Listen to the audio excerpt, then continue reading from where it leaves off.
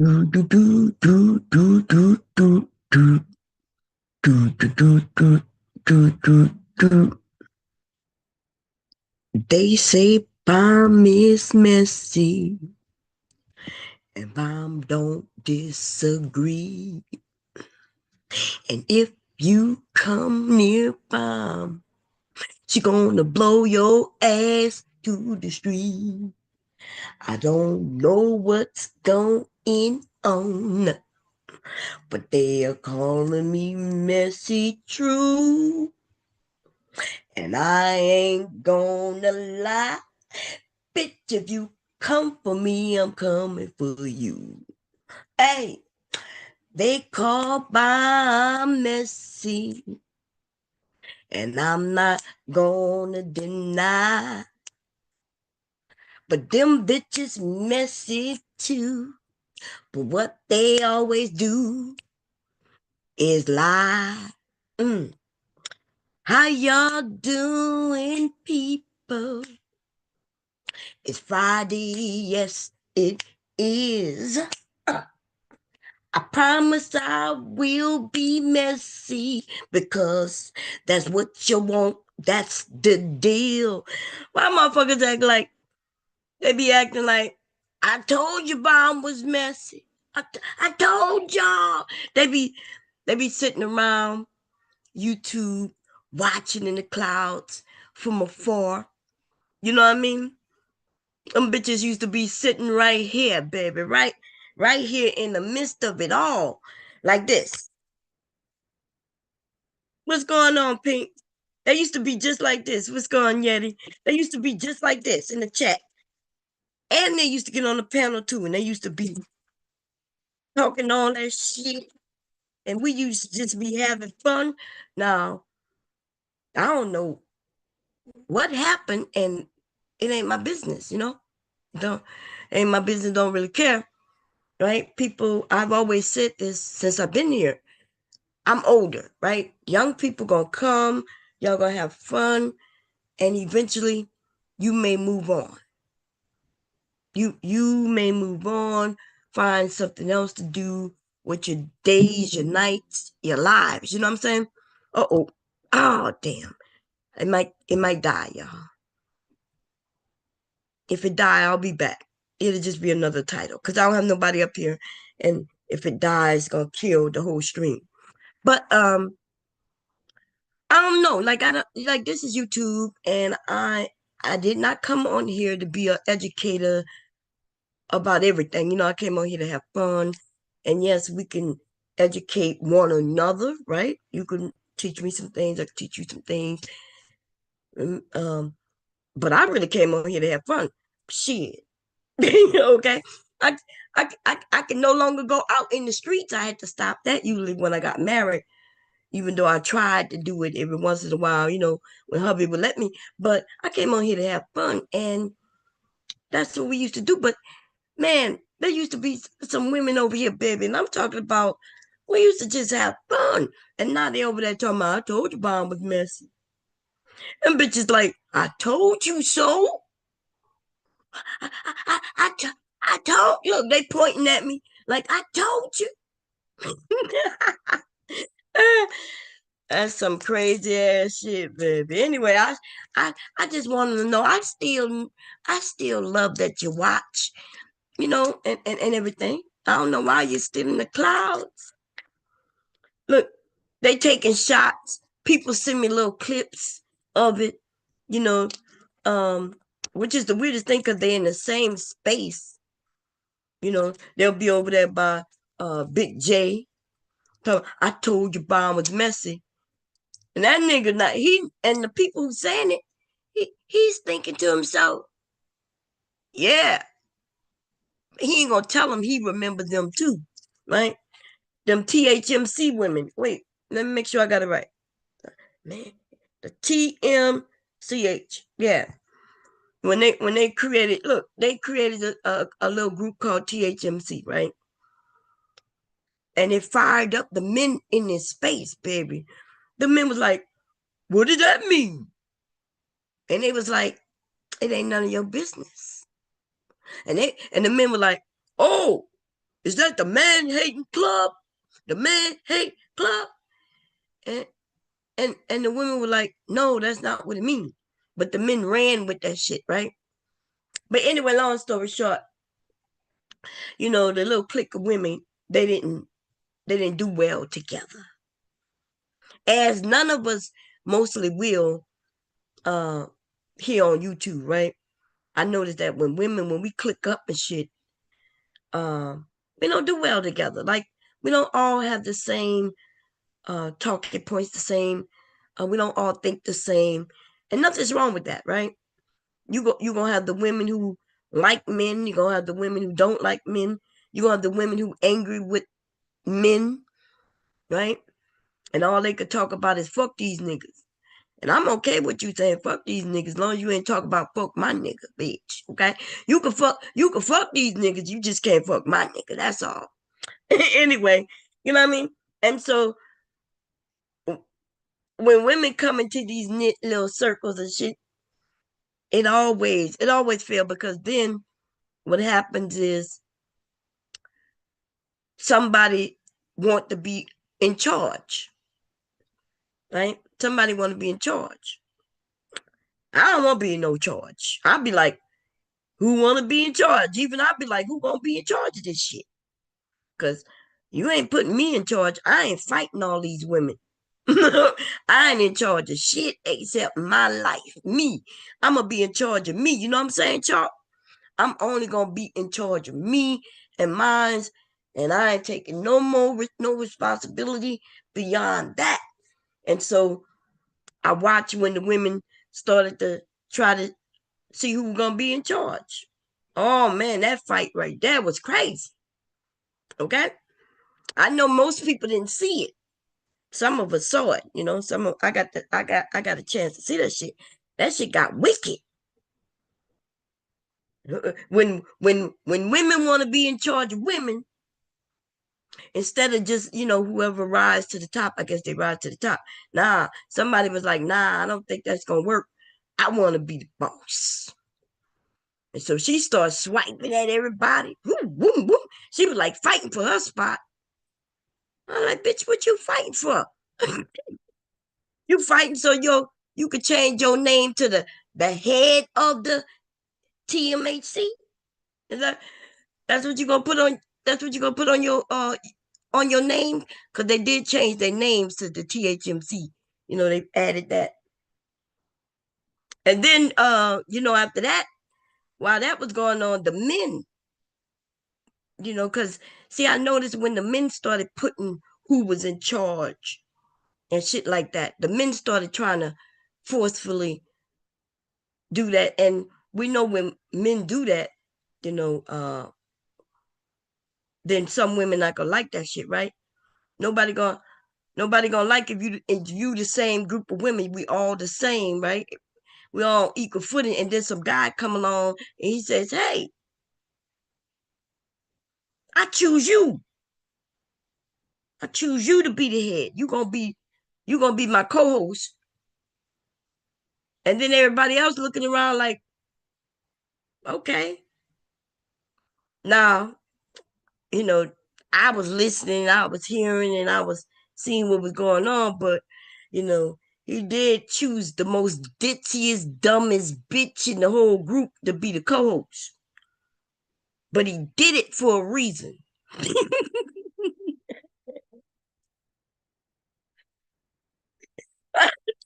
I'm sorry. He did it for a reason. Hey, nay. He did it for a reason, right? And whether it was obvious to everybody or just obvious to just some of us, because I mean, I think she was the youngest, which made it the dumbest, right? But she wasn't the prettiest, right? She was just the youngest. And he knew that. Okay. I'm not gonna mention no names. For those of you who've been here, y'all know. Okay. I ain't trying to be that messy. Or am I? Or am I? Oh, let's get back to the song. They say bomb is messy, and I will not deny that bitch I can be very messy. and I will punch you in your eye. They say, bye, Miss Messy. And I will say that it's true. If you come for me, bitch, then I will surely come for you. Okay? So let me get back to it. I guess I am being a little messy, huh? Because I mean, if you're going to say I'm messy, bitch, I'm going to be messy. I ain't afraid to be messy. I ain't scared to be messy, right? So let me put some names on it, motherfucker. What you doing, Bob? Why are you talking in code? I don't know. I was just trying to be nice, not throw no names out there, right? Because they got some people who they not really, you know, really don't want to be a part of it like that no more, maybe. But Bob, they say you messy. They say you're messy. What you doing? Live up to what they say. And I'm like, oh, you're right. And since the THMC, little crew say I'm messy, because that's who said I'm messy, right? One of them in particular just recently said, Bomb is messy. I told you she was messy. Then, bitch, here we go, ho. Okay, so here we go. Yes. So it was Aunt T, right? He came over. Now, it's weird because the women, from my understanding, they were like powerful women, and they're like, we don't need no men to control us. And all it took was one man to say, come on over here, follow me, for them to follow him. That's all it took. It didn't take much. Okay. And they followed. And I was like, I ain't gonna lie, I was a little stunned. Cause if you tell me something, right? When women and they empowered and they tell me something, and I hear you say it over and over again, even though I myself, as a woman, a person, a human, a mother, a friend, and all that shit, right? Even through all of that, where I said, well, y'all know some of that is bullshit. No, Bomb, no, Bomb, you no. We are a different generation. That's what they tell me. We are a different generation. And we don't need no men, and we don't need this, and we making our own money, and we doing this and we doing that, and Bomb, nah, Bomb. So I'm listening to these women over and over say this type of shit, and then I'm listening to, like, Black Baby Mama Spear. Uh, uh, Let me give the credit to who gave her that name. That was Warren. Warren gave her that name, right? But Black Woman Spears, who I'm talking about. Black Woman Spears was over here, and I'm talking about man, I didn't know whether that she was a bitch who like bitches or she like dick. She talked about liking men, but she was sounding quite like a nigga to a degree. I was astounded by her, to be honest, right? I used to say, like, she just spoke like with such aggression, and I just felt like, wow, these bitches becoming niggas. That's what I used to think in my head for for some of them, not all of them. But you know what I'm saying? Let me get back into my messiness. You know what I'm saying? Did I put the name on it? Oh, I did. Okay, so I don't have to backtrack and sing this song. Okay, cool. Okay, so anyway, we was over here having fun, baby. We was doing it up, and the women was talking about how they self-sufficient and they this and that and that and this. Now, mind you, I'm thinking, God damn, the world has changed. The women have become the men. And in this space, right, in the manosphere space, that's what the men became the women. Okay, cool. I'm like, okay, cool. These niggas gonna sit at home and the women gonna be working. But it couldn't be that way, right? I knew it wasn't really that way because the women was online with me. That means they sitting at home with me. And I was confused. I'm like, girl, how you on here like this? Where you getting this money from? Like, what you doing? Okay. Now, some of these women who act like they don't need no man got a man, y'all. Okay, I'm gonna be clear about that. They either married or they actually have a man at the house. And nothing wrong with that. But you know, when we get all grouped up, we act like we ain't got no men. Or they, because you know, I always say I got a man. Okay, I ain't gonna lie.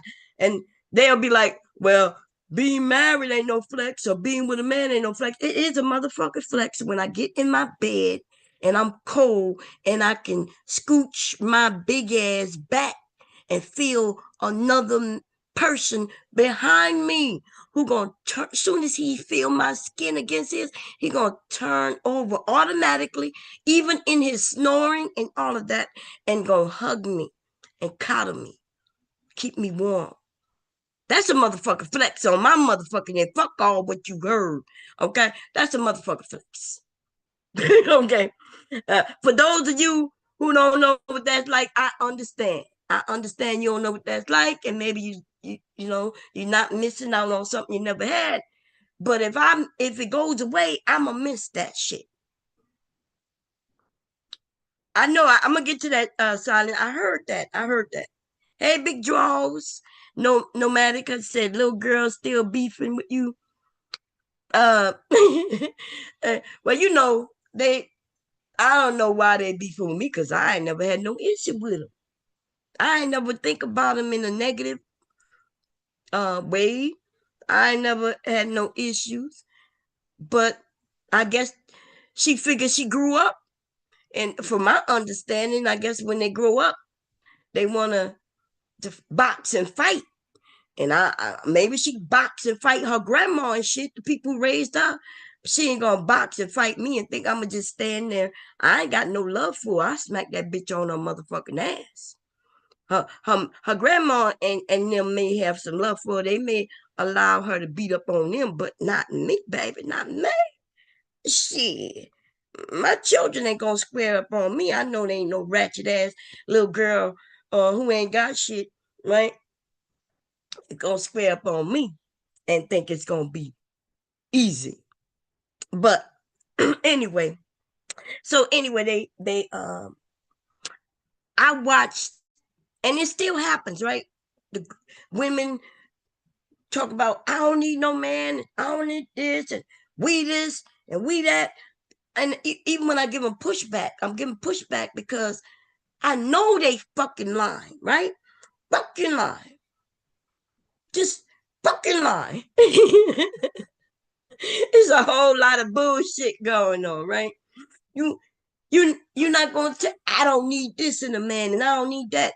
And you sitting on more penis than I well, not than me. Okay. Bomb, you're pushing it, bomb, you're pushing it. They ain't sitting on more penis than you, bomb. They ain't sitting on more penis than you. So I'm pushing it. Now I'm joking, y'all. But anyway, my point is, I don't know, like we as women, this we are more harmful to us as a group than not, because we will talk this, we will talk like I don't need a man, and you hear the men saying they don't like hearing that, right? Um, like they hear women saying something maybe different than, because when I say I don't need a man, that's me and my delusion. I'm fucking not thinking about every fucking thing, right? I I can say, oh, I don't need a man, and then I'll say I'll just go get another one. That means another man. I definitely ain't getting no bitches. Okay. Um, like that's not even an option for me. Now we got to remember they got some women and people, right? Who have lots of options, right? They have multi options when it comes to love and sex and all that shit. They just open to many options, and nothing's wrong with that. But that's just not me, right? That's not me. So I'm not saying nothing wrong with that, with them, but for me, that ain't me. So, yes, I need a motherfucking man, okay? I'm sorry. Listen, I need men for many things. And it don't even have to be a man that I'm intimate with, right? It doesn't have to be some man who I'm sleeping with, or anything like that. But the truth is, even uh, men, even an elder man who might even not be able to lift up bricks and shit and build anymore because we're older, right? Even he still is needed, right? Because he may have some knowledge of something that he once was able to do. He's still valuable. His information is valuable. Um, when women say we don't need men, and some of these women be saying they don't need men, but they have a man. Yeah, she don't need a man because she got one already. But I'm saying a couple of years ago, some of these women was around here and them bitches was talking like they don't need no man.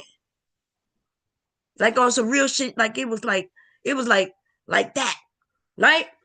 And we was having the discussions, we was talking about it, and that's why people like, I guess people like me and don't like me, right? It's a little confusing because they know they could say what they want over here and talk, everybody could express themselves. But then they'll say, well, bomb, that I disagree with them. So I got called mammies a few times. I don't give a fuck. You could call me a mammy. You could call me a witch who like to ride dick too. Like you could call me a wife. And then when I want to, I'll get sexy and dress up like my husband's whore, right? That's what I'll do for him, right? And I ain't gonna lie, it's not even for him. My husband has never asked me to dress up like nothing. That's me. I'm the freaky bitch in this motherfucking relationship. Okay? That's me doing that for me and hoping that I married the type of man, well, knowing I married the type of man who would be okay with it. Okay? That's what that is. And I ain't gonna, and so I ain't never been the one to be up here talking about I don't need no motherfucker man.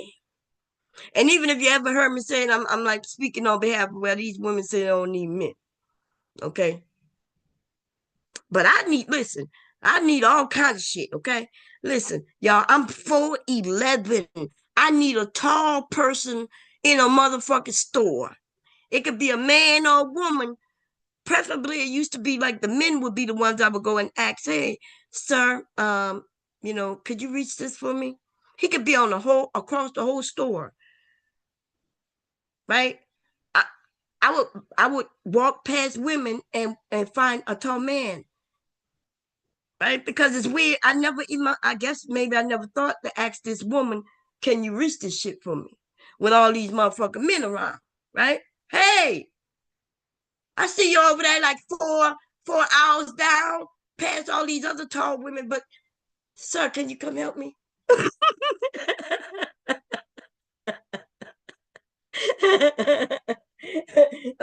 Okay. Sir, can you come help me? Shit. I need men for not just reaching shit though, but for just like I can't imagine a world with just women. I think I'll be in my house like I am now, but I won't be talking to no fucking body. I don't know what the hell I'll be doing. Y'all see, I get on panels with men up there. I'll get up there with women, but uh, uh, like if it's a whole group of women up there arguing with each other, I ain't got shit to say. Fuck, I look like fighting with a whole bunch of women. You know what I mean? That's not even fun. That don't even sound exciting to me. You know what I mean? If them bitches, if they right, they right. If they wrong, they wrong. They just gonna be either some right bitches or some wrong bitches. But I ain't got nothing to do with that. I ain't getting in the middle of no bitches fighting. Emil says she with me. Okay. I'm a recluse though. Hey, Kimberly's life, how you doing? Kimberly says I'm a recluse though. I don't go anywhere but to the store and to the doctors. I was with him 28 years. Don't I just don't see myself with anyone else. I do get lonely. I know what you're saying, Kimberly. Um, she said her husband died in 2022, y'all. I'm so sorry to hear that. Um, I don't even know what to tell you, right? Because I didn't know what to tell my mom when my dad passed away. And I even in this moment thinking that if something happened to my husband, I don't know what I'm gonna do. I'm gonna be just where you are, sis. I'm gonna be right where you are. Cause I remember a few years back, I was making a point, but then when I thought about that shit, like later, right after the stream was over and things like that, and I thought about what I said, what came out my mouth, I was like, "What the fuck are you doing, Bomb?" Like you got to think about some of the things you say before you say it. So what happened was, I was on here a few years. Some of y'all may have heard me when I said, "Yeah, if I wasn't married, I would be married," right? And what I was saying is that I like men, right? And that was my point. My point is I'm married because I like men. I like my husband. I love my husband, and I like being in a relationship. But I didn't not until after did I realize what I was saying, what it may sound like to others, right? It made it seem like if my husband wasn't here, like if he passed away, then I would easily just get with another man. And I don't think that for one moment. I think it'd be, I don't know. I don't think that'd be right. But like if we got divorced, let's say we got divorced, and because things went sideways and we got divorced, then yeah, I'm quite sure maybe mentally I would like to think that I would, you know, get with and be married again, but I don't know that to be a fact, right? Because I don't know that to be a fact. I don't know. Like trust could be broken, I could be heartbroken, it could be all kinds of things that I didn't throw into that. And I don't want to throw into that, right? Because it's all kinds of shit that could happen. Fucking life just happens and shit could just happen and it could just be bad. And when everything's going great though, you could say a lot of shit, because I wasn't thinking about everything. I wasn't thinking about everything that could happen that may change my mind and change how I do things. But um, I just want to say though to Miss Kimberly, I'm sorry to hear for your losses, and yeah, I like when my dad passed away, my mom was heartbroken. I didn't know what to say, like because you don't want to tell your mom, hey mom, you still might have another 20, 30 years. Maybe you could get married again. That would have been all kinds of fucked up, right?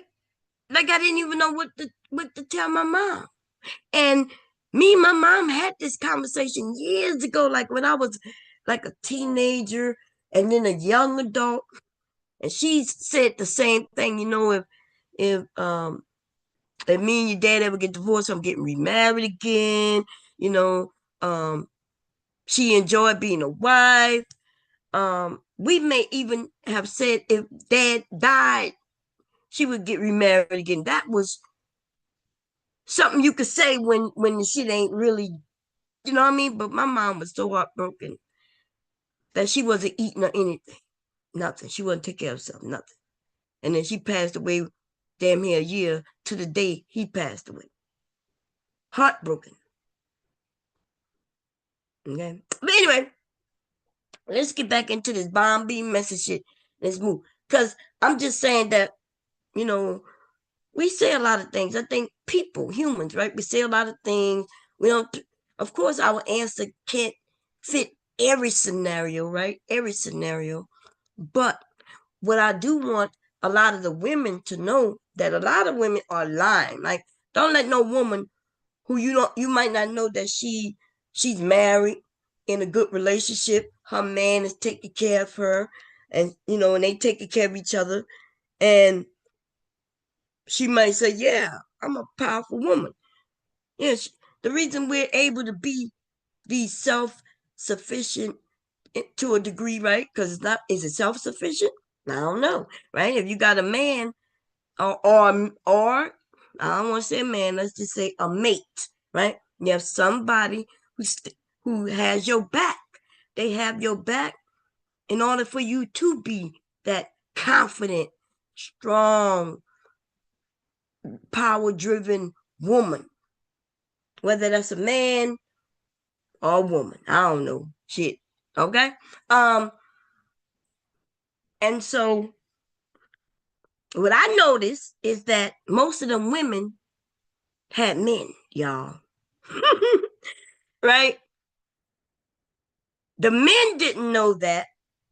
The men would just be like, "Oh, she a part of that crew. Oh, she probably can't get no man." And all the while, though, she had a man, right? Her, her man's at work doing what he's supposed to do while she's at home taking care of the kids and being online and having fun, right? Women, the women married and they're going to school and working, but they married. And the men didn't know that. Now, I happen to have known this. So when I would have conversations and some of the women are acting like, "Nah, Bob, our generation, we just doing it different." And but the thing is, I know, girl, what you not sharing. You can't pull the wool over my eye because I know, right? The men don't know because they never asked you, were you married, or were you, you know, have a living boyfriend or a living mate or whatever, right? The men don't ask that because they just go on the attack of women. But I know. So when I'm giving pushback, I don't know. Some of them act like I don't know. And I don't be wanting to put it out there, right? I don't want to be like, "Girl, you do know I know you married, right?" I don't want to do that.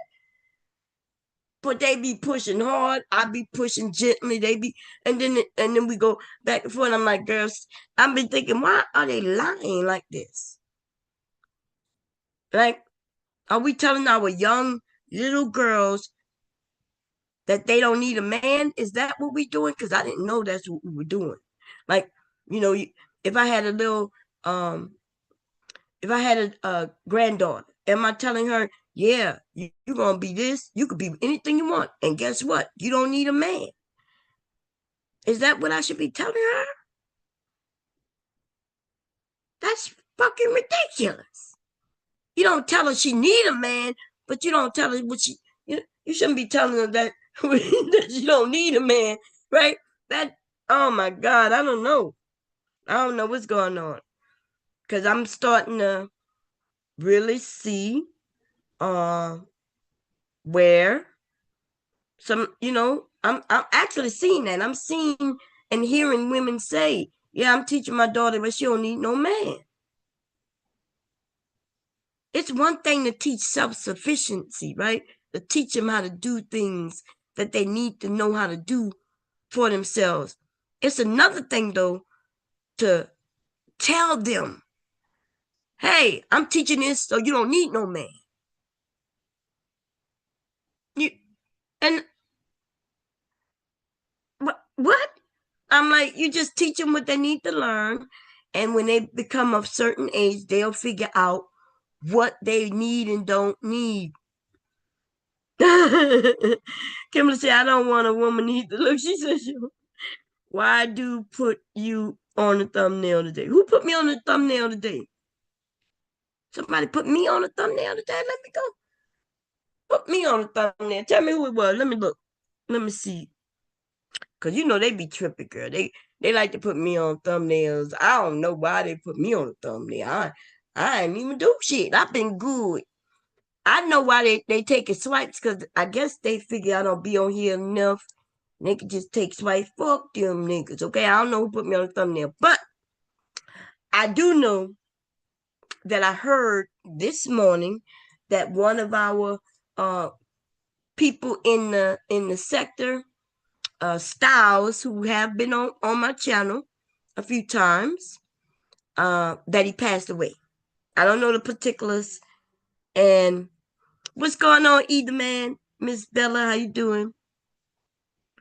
Um, I heard that he passed away. I don't know the particulars. That's why I didn't talk about it too much. But he was over here last year and the year before, and we was talking about singing. We showed his website, talking about music, right? Because he was a rapper and things like that. But what most people remember about Styles and Bomb Cherry, right? What most people remember is maybe about 6 years ago, close to 6 years ago now, I had to roast his ass, right? I had to roast him. I roasted him, right? And it was him and a few other men. I had to take him down, right? But the thing about it, right? We in this area, and that's what we did, right? We had fun with it. He had his clique over there. I had my clique over here, and we roasted the shit out of his ass, right? So badly that they got a video of the stream that I did. Now, it looks like people are claiming that Tommy did this video. I'm gonna share it, but the truth is, I did the video. Styles is dancing, and there is a video of Styles dancing. He was dancing to one song. I found a song of that with that man talking about putting a thumb in the butt, and I played that song with him dancing and put it together, right? That's what I did live. I did that doing a live stream. I was playing that thumb in the butt and watching him move and trying to get his body to go with the music, right? And so I did that shit, and everybody remember that shit. Now people though acting like somebody else did that shit. Okay, we know we did that shit over here. Okay, but Styles was funny. And we go. I think I got the video somewhere. I'm gonna see if I can find it real quick. Hey, full circle. Okay. I just want to say that, when people pass away, here on YouTube, I understand that is I ain't had no beef with none of these people for real. These people were funny people, and we were just having fun with them. They was having fun with us. Styles, like he came over here afterwards, you know what I mean? And you could hear us talk. Now, some of the men, everybody's not the same though, right? Like they got the Tommy sort of my arms who take things serious, and like he want to have fun and play. He want to be able to play with others, and then he take things to a serious level because he's like a bitch, right? He got a little bitch in him, but he already listen. We're not gonna blame Tommy for having a little bitch in him, because he already told us all that his mama put that little bitch in him. Okay, so I forget, I accept the bitchiness in him. You know, I know that he gonna put his hand on his hip, ladies, right? He gonna put that one hand on that hip, and it's not even gonna be like the way we do it. His thumb gonna be towards the front of his body, and the fingers gonna be to the back of his body, right on the hip. And he gonna take that one foot to the opposite foot of the hand that's on the hip, and he gonna be tapping it, and his head gonna be rolling, and he gonna be tapping, looking up at the menu, talking about give me a 2-piece with some fries, okay, with the curly fries. See, that's what's gonna happen when we deal with certain type of men. But they have already explained. They mama. They was raised by single mothers. That's what they say. So if they're gonna put the bitch that's in them on their mamas, then we're gonna let them do that. We ain't got nothing to do with that, right? We can't argue the fact that, nah, maybe that didn't happen. Maybe it did happen. We're gonna just let it be what it is. We're gonna let it be what it is, whatever it is, whatever he claiming it is, we're gonna but all I care about is the fact that he got the bitch in him. That's all. We all see it, we all recognize it. And we just gonna say, I want y'all all to raise your hand and say, hey to the bitch. And Tommy Sotomayor say, hey, right? Similar to him, huh? Because he liked to call women bitches.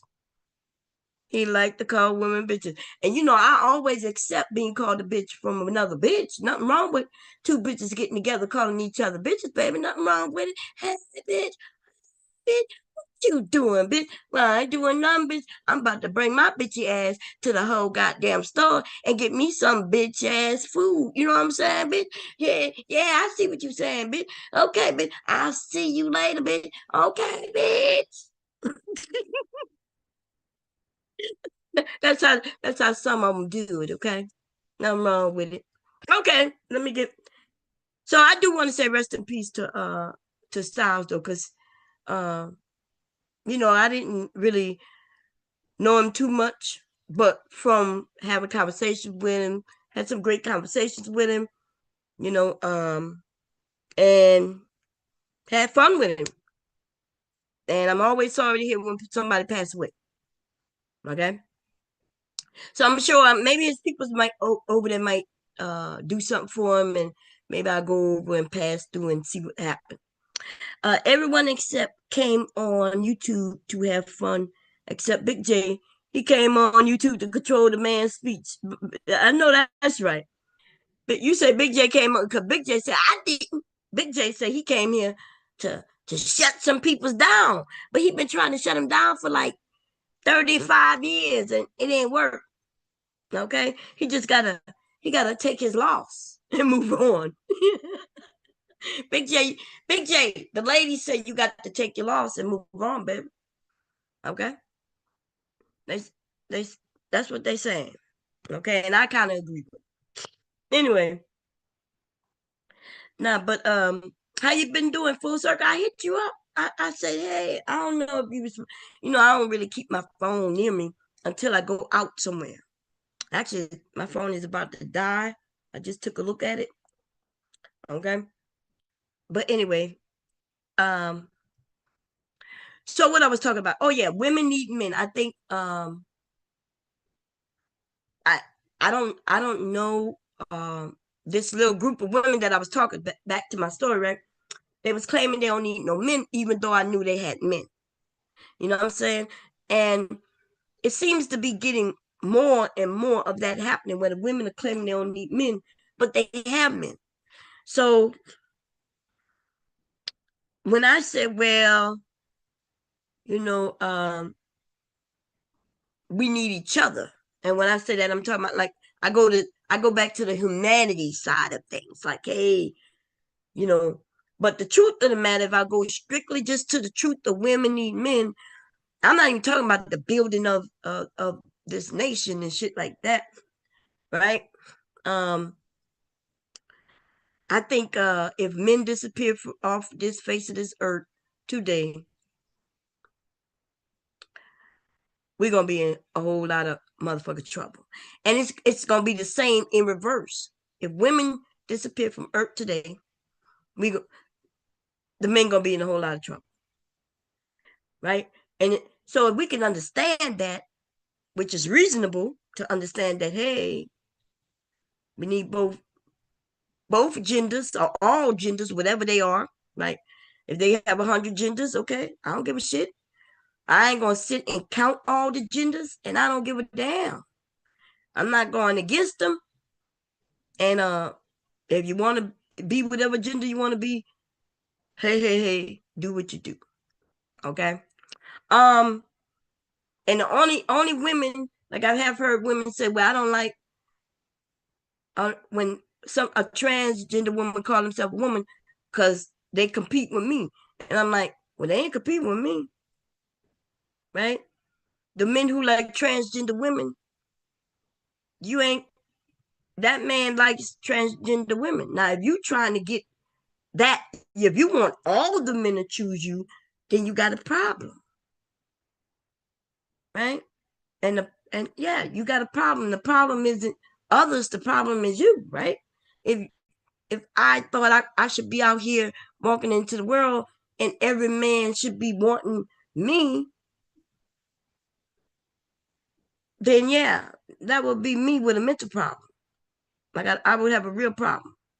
But the men who like transgender women, he like transgender women. You're not in the running. The men who don't like transgender women are not in the running, right? That's how that works. And I've only heard a couple of women on this bit, right? I had one conversation with her talking about they trying to be like us. Girl, listen. Okay. Who gives a damn what anybody doing, girl? Do you? Do you? That that's the best advice I can give anybody is you do you. Don't worry about what others are doing. And you be the best you could be, right? And don't even see them other people. Just do what you do. I can't say nothing more than that. For those of you who want to compete with them, though, I don't know what to tell you, baby. Okay, I don't know what to tell you. I feel like I ain't got. I can't. There's no competition, right? And I'm not even trying. I don't even want to go into the particulars about it. But that's it. Now back to the women, though. The women that I'm talking about, right? The THMC. They didn't all change their name now. They might be in here under different names and I wouldn't even know it. Wouldn't even bother me. I don't even know if they felt they had to change their name to reinvent themselves. That's on them. It had nothing to do with me, right? But you know, the ones who will come and say, "I told you Bond was messy, bitch. You was messy, right along with my ass, okay? And you messy as you call me messy, ho, okay? And I decided to be messy today because you was calling me messy. And by the way, I am messy, okay? People be like, even when I don't mention names, people say she messy. So I'm just telling the facts as I saw them. But that's me being messy, y'all, because I guess we supposed to see some shit and we supposed to act like we ain't see it. We can't talk about it because we got to get permission from other people to talk about it. Okay. Now you can't be on this bitch showing us how you move in your relationships and shit and then think nobody gonna talk about it. Bitch, everybody gonna talk about it. Everybody gonna talk about it. And I have been one of the least messiest bitches on this shit in the last year or so because I ain't gonna lie. Y'all know, for those who know me, there's a lot of shit that done been happening on this internet, on this goddamn Beyonce's internet, honey. Okay? Right here on the Mr. Beast's YouTube, honey. PewDiePie's YouTube, Mr. Beast YouTube, right? And we could go on and on. A lot of shit been happening in this sector of fucking YouTube, and I kept quiet. I didn't say shit. And the only time I spoke on it is when it came knocking at my door. Right? We was all over here. Um, I may have been talking about something else, and then everybody piled over here, and then we all was on my panel. And even then, I was being nice, trying to, let them talk things through. I wasn't asking questions unless, you know, unless people I was reading it in the chat. That was me trying to not be messy, okay? But man, we would have dragged some of these motherfuckers. I ain't gonna lie. Look, Flora would have got dragged, okay, because I'm mentioning names right now. Flora would have got dragged so bad. Soon as she said, "I do," we would have been over here laughing like a motherfucker on this bitch. Okay? We didn't do that over here with the bomb squad. We may have laughed in other spaces. I may have went over to somebody else's space and laughed about it. I went over there by Sharon and laughed about it when they were talking about it. But I tried my best. I stayed out of it. Y'all know goddamn well that girl should have been laughed straight the fuck off of YouTube. Yo, goddamn. I can't even believe that I ain't talking about that shit. That shit was so motherfucking crazy. I was speechless. I was over there like, you got married? What? Who married you? And soon as they said Flora, I looked towards her way and thought to myself, this bitch must be out her motherfucking fucking mind. Okay? And we should have been over here talking and laughing for weeks. I still can't believe. Okay? That motherfucker shit right there, bitch. Would like to know, was you high? What the fuck was going on with you, girl? What happened? But no. Bomb didn't do that. See, Bomb was good. And then, oh man, but even before that marriage, Lil Daryl and MJ. If you don't think when Bomb found out that MJ was messing with Lil Daryl, right? If you didn't think I thought that was that motherfucker shit right there, man. That shit, like, wait a minute. I'm like, wait a minute. Isn't she I thought she was like this really intelligent because she's well spoken. I'm like, this woman must this woman is really well spoken. She knows 2 million more words than I know. How the fuck she end up with that nigga? And I didn't say shit. I didn't say shit. And I tell you, baby, every time I went to sleep, and I put on some song that says, rock my baby on the treetop. While my lullaby was putting my ass to motherfucking sleep, all I kept thinking about was, why in the fuck would she be with that nigga? I could I couldn't even go to sleep. I kept trying to piece it together. She was in love. Shit. I was like, what the fuck is going on? Okay. Yeah, I still have this cold my grandson gave me. I don't even know what this is. But anyway, I didn't say shit though.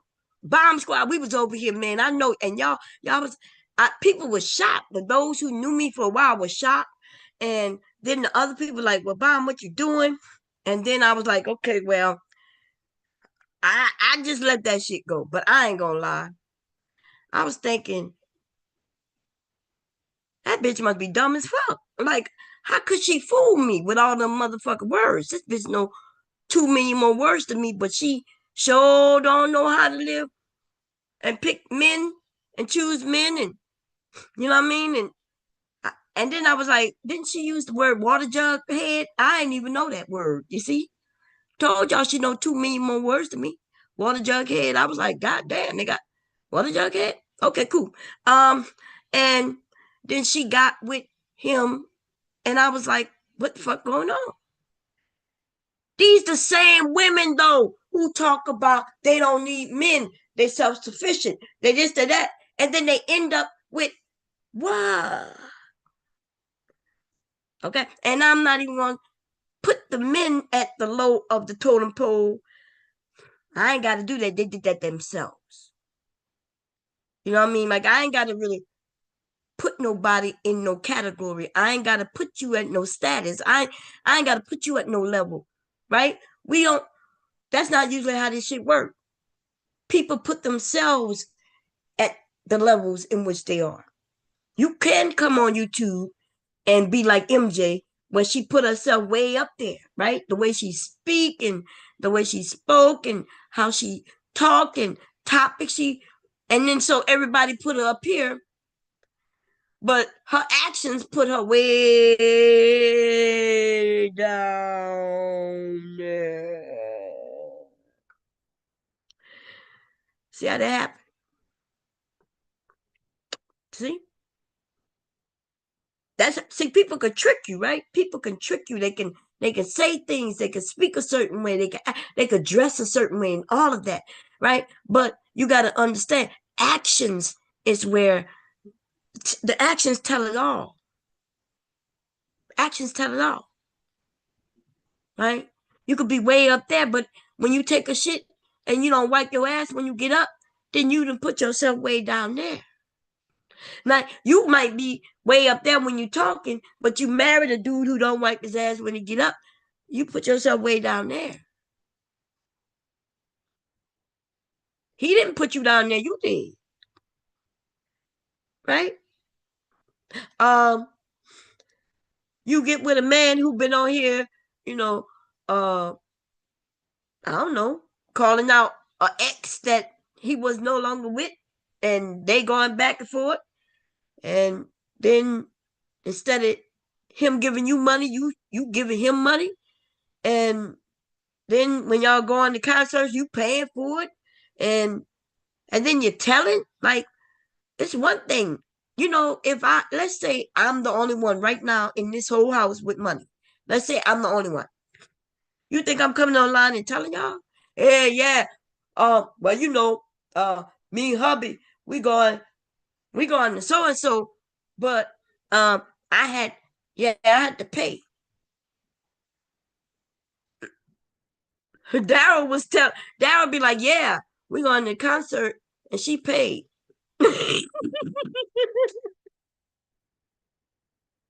She would give him the money in cash apps so he could pay, right? She would be like, here you go. I'm donating to you. I'm donating to you. So he could take the donated money from her to pay for them to go wherever they're going. At least, okay. Nah, I guess that's the way you do it, I guess. She a good sugar mama.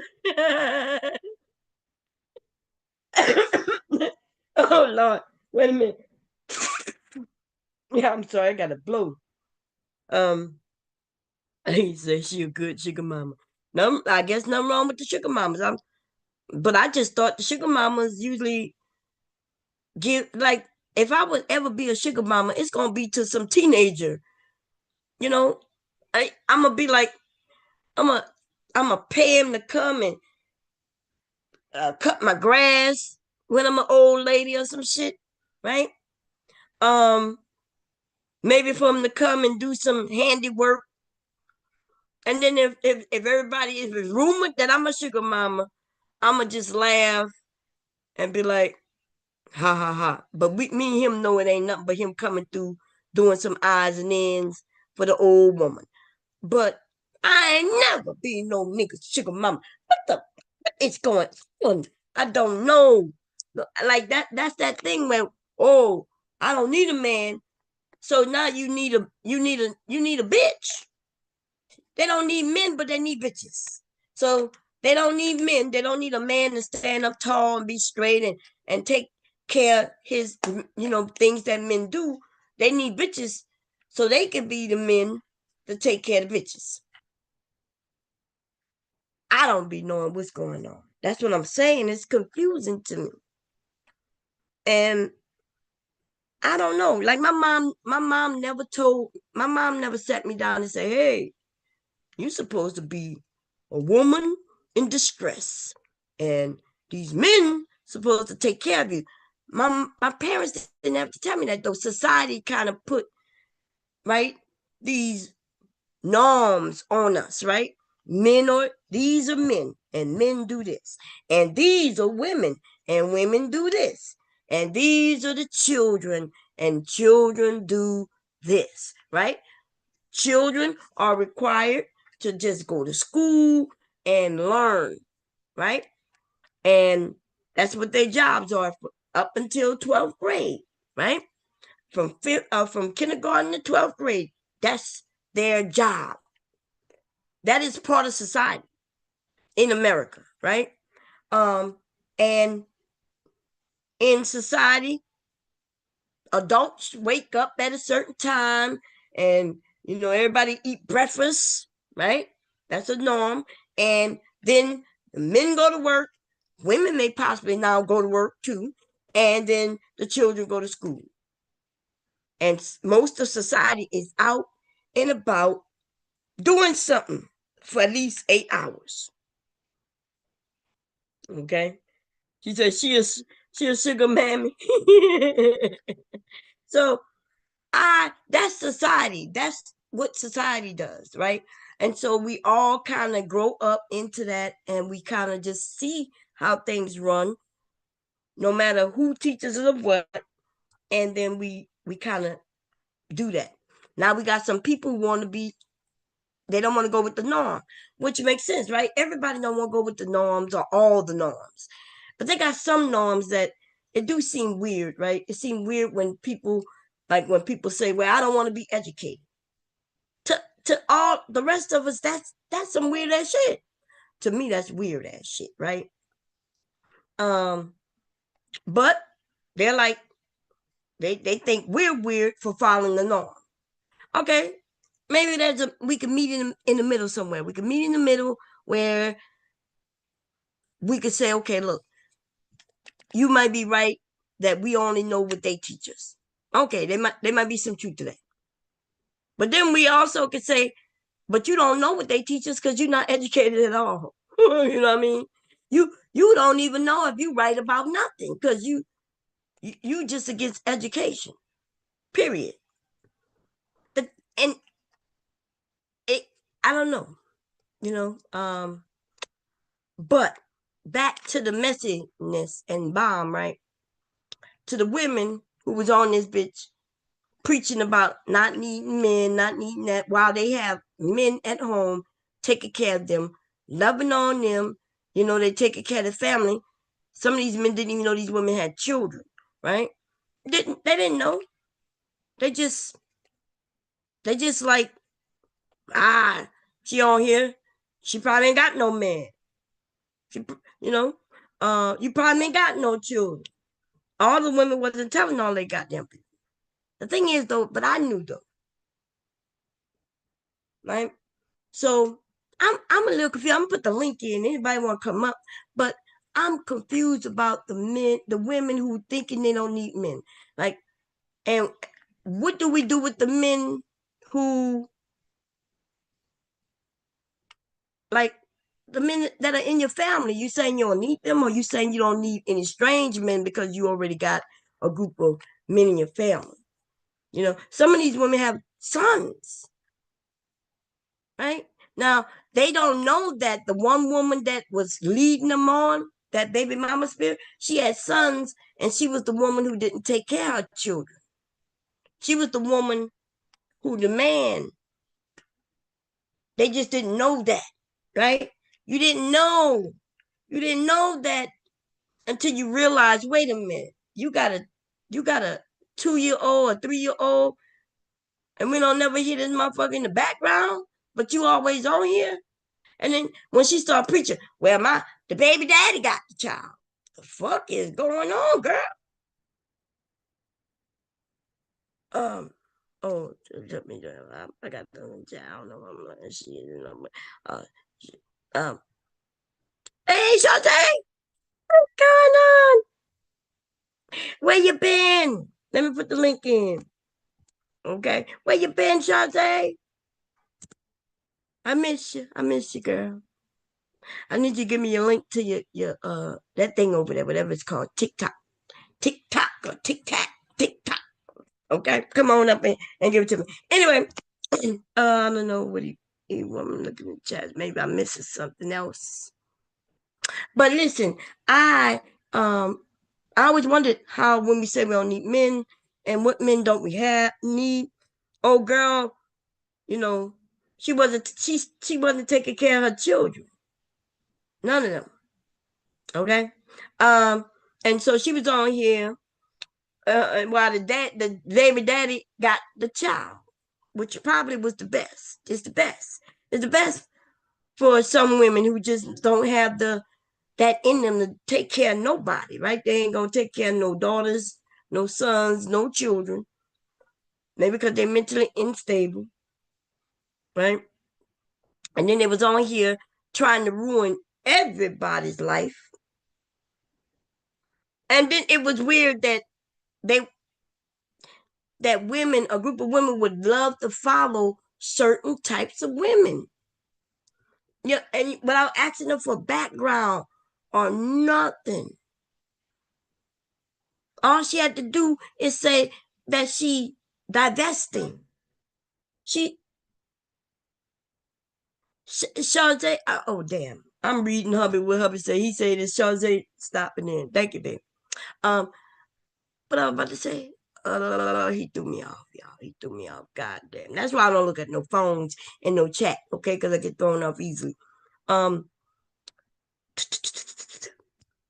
Oh yeah, these women, they don't care about their own lives, and so why would they care about anybody else's life?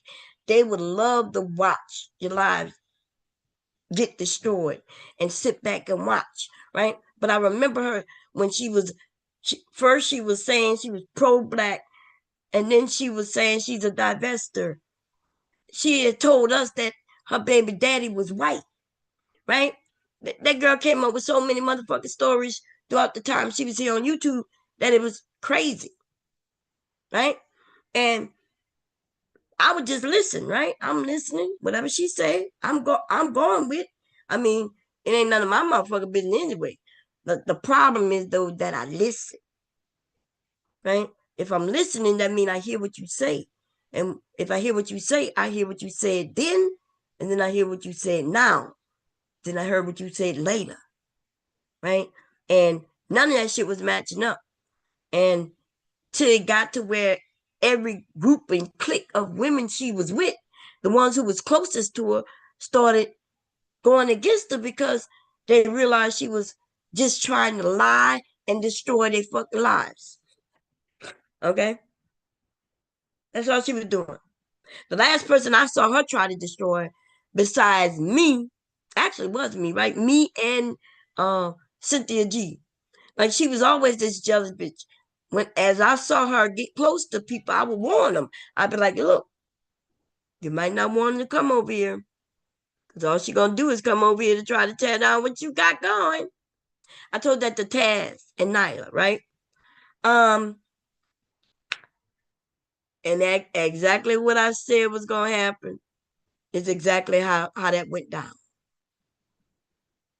Okay. Exactly the way I said it was gonna happen is the way it went down. She she was sneaky. They got close. They got close enough for her to try to tumble them down, baby, to tumble them down. Even if they didn't really, really, really get close, she made it seem like they got really, really, really close so she could then start spreading lies on everybody. The last thing I heard her say about Cynthia G is that Cynthia G does have a baby. That she did have that baby. She told people that Cynthia G had that baby. Hold up. Y'all, nothing is coming out, but my nose feels stuffed up. I did take Dayquil before I went live, but that shit not working. Okay. I let me see. The men in their family is always the unicorns. Shit. The way I hear some of them said they, man, when I heard old girl over there, right, who I never go over there, I never talk about her, right? What is her name? The queen maker. Her name in itself was kind of suspicious to me. She gonna make some queens. I'm like, okay. But anyway, um, you know, may go over, hear some of the things she say, and I be wondering how she have all them women over there listening to her, but they are against Kevin Samuels, right? If Angry Man is saying the same thing, they're against that, right? If Minister Jack is over there saying the same thing, they're against that. But a woman could say the same exact thing, and they're like, "Yeah, you're right," which make me wonder what the hell is, what are we as women believing? What do we want? What, like, um are, are we just more accepting that we ain't shit if a woman tell us we ain't shit? So the men said we ain't shit and we ready to get up in arms and go for them, right? The women, if the women, if the men say you being too sexual, you not dressing, and you don't want to listen to none of the men, right? Women get up in arms. We like, hey, you're not our daddy. You don't get to tell me how to dress, and you don't get to tell me what to do with my body. She get over there and she tell you you're acting like whores. You need to dress different and you need to start listening to what these men say. And the women start clapping and sending cash apps. And I'm gonna be honest, I don't know what that means. I don't know what that means. Like, I don't know, like, am I supposed to be like what my message supposed to be? Because it seemed like when I'm telling the truth, I'm trying to give it straight down the middle, right?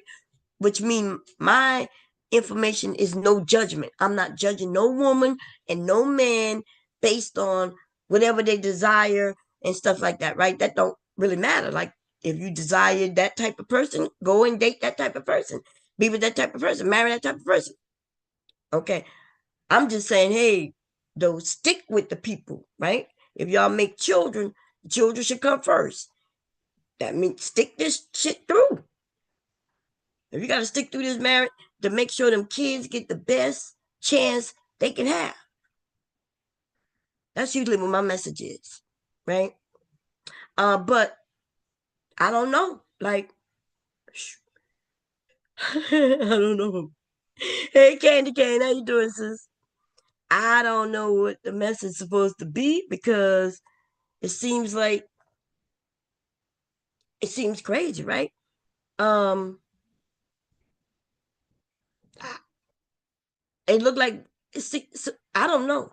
I am really confused because if I get up here and I know it seems like women are okay with calling each other mammies and call each other mammies for different reasons. Now I'm gonna tell you when I call a woman a mammy, this is what I call a woman a mammy. When I know that her ass is up there agreeing, even though I know she doesn't agree. That's the only time I'm calling her a mammy. I'm not calling her a mammy just because she agree with the guy or the men, right? Some of the men are saying shit that's right, right? Um, so even I agree with men, right? That's men that I agree with, women I agree with, the women who agree with me agree with the men, and so that's not abnormal. Um, but there's a few women. I mean, I could name them, but they're not really so much in this sector, so I'm not gonna name them, right? If they was in this messy area, though, I would, but I'm not, right? That recently that I see them agreeing with the men, even though they don't agree with the men. Not we got some women who agree with the men and they're just wrong, but they're younger. And so I am not calling them mammies, right? I'm not calling them mammies because if she really feels that way based on whatever her upbringing is. Like for instance, religion. I noticed that they got one, some people have been getting not agreeing with. I noticed her way of thinking, she's claiming it comes from the Bible. I'm not gonna dispute that. Okay. I ain't got nothing against the Bible. It just ain't a book for me. You know what I mean? It's not a book that I'm not just as I just don't put no stock in my life behind what's in that Bible. Okay, so I'm not against anybody who do. So I'm not gonna call her mammy. I'll just be like, okay, you just are knowledgeable. Okay, you get a little older, I guess, get a little experience on your belt, and then you'll think differently. Okay, cool. Not calling her mammy, but they got some of these women, okay, who will come over there by Sharon. It's only a couple of them come over there by Sharon, and they're thinking.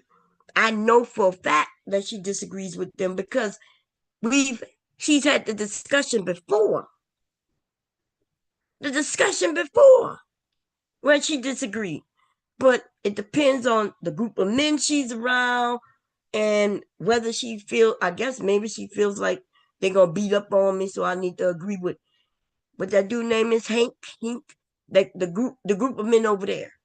The women I'm talking about in referencing without saying the name come from that area over there. They be over there by is the name Hank or Hink?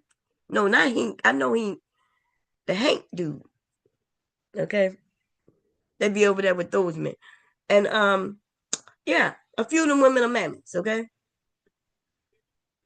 And then I get on the panel and I'll ask her a couple of questions, then she'll agree with me. And then before you know it, she's now agreeing with me because I knew she would agree with me anyway, except they don't want to be beat on by the men.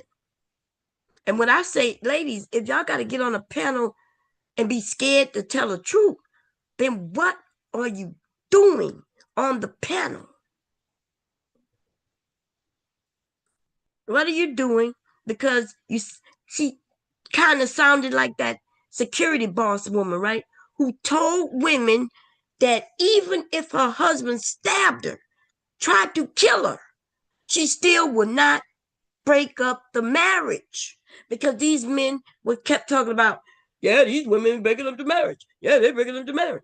They're breaking up the marriage. And then she started agreeing, yeah, we shouldn't be breaking up the marriage. We shouldn't be breaking up the marriage. And then even in the instance where she said, well, yeah, even if my husband stabbed me, I still wouldn't break up the marriage. And I'm like, girl, what? The most dangerous bullshit came out of her mouth. That's when I stopped listening to her. Okay, I unsubscribed and got the fuck on. Before that, her little stupid disagreements, I done convinced her to think the opposite, right? I get up there and I start questioning them. And then before you know it, they switching up their thought process. Because now she realized, okay, I got some help up here. But I can't help you, ho, if you talking about letting some man stab you. Okay? You better get away from him quick as possible. Did I pin the link? No, let me pin it. I don't know if I did, but I know Brownsville, that's you. Yo, peace and love, peace and love, peace and love, Queen. How you How you doing, my doing brother? this evening? I'm doing good. How you doing? I'm doing great. I'm doing wonderful. I can't complain about anything. That's good. Um, but I do find the conversation that you're having now refreshing, right? Because it just substantiates my point that women should be correcting women on the internet and men should be correcting men on the internet, right? Because it's impossible for a man to speak on a perspective of a woman, right? And vice versa. Just like when you said, Queen, you said, listen, when we hear women say that they don't need a man, we know that they're not having an honest conversation or an honest thought process because men and women need each other. You can speak to that as a woman, right? And women are going to receive that. So in real time, you are debunking the manosphere talking point when they're saying, well, there's no woman online correcting women. You're doing it right now in real time. And I appreciate it. The problem is these men on the internet, in this manosphere, these rim brothers, these no good suckers, they always want to speak as if they have a woman's perspective. They want to tell women what they need to say and how they need to talk. They want to tell women how they need to move, and then they want to shame and complain about women and say that that is what happens in the barbershop. And as a man who used to frequent the barbershops often, I don't frequent the barbershop as often as I used to. However, I do take my son to the barbershop at least once every 2 weeks. The conversations that men are having in the barbershop is not the conversations that the Rim brothers are having online, where they're trying to shame women and blame women and complain about women the way that they're doing. So I just want to say it's refreshing to hear that you're having a conversation and you're speaking to the woman and you're saying, well, hey, you know, from a woman, we should be moving and talking and communicating a certain kind of way. And hopefully, and even if you do get pushback from women, that's fine because that's woman speaking to woman, and that has nothing to do with men. Right. And I need men to actually accept that same form of communication. I don't mind men pushing back against my philosophy and my ideology. All I ask is that you substantiate your argument and you identify where you disagree with me at. Because all I'm calling for men to do is recalibrate their value systems. Remove lust and degeneracy from the top of the value system and replace it with God. Add some honor, respect, integrity, self reflection, accountability, and responsibility. And then you can come back to the relationship opinion with a sound mind. And when you go and entertain a woman, you'll have a certain value system that's attractive. And date with intention. Before you put that seed in a woman, commit to that woman. Make her an honest woman by marrying her. Do things decently and in order before you bring kids into the world. And no, everything is not going to be sunshine and rainbows. You're going to have some issues you got to work through within a relationship, within a marriage, even a healthy one.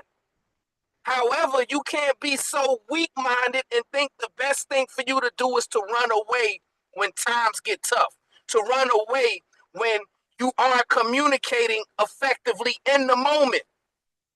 Figure out how to break through that schism and communicate better and come to one accord.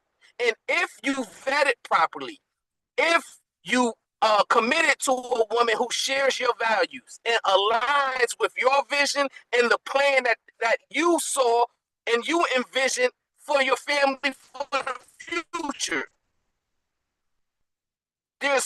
you're going to be able to work through those issues easily if you do things decently and in order. Against a message like that, why so many men are justifying fathers just quitting the relationship and going outside of that relationship and still calling themselves fathers because they're paying child support and they're visiting their children every other 2 weeks or every other weekend. We know that that's not true fatherhood.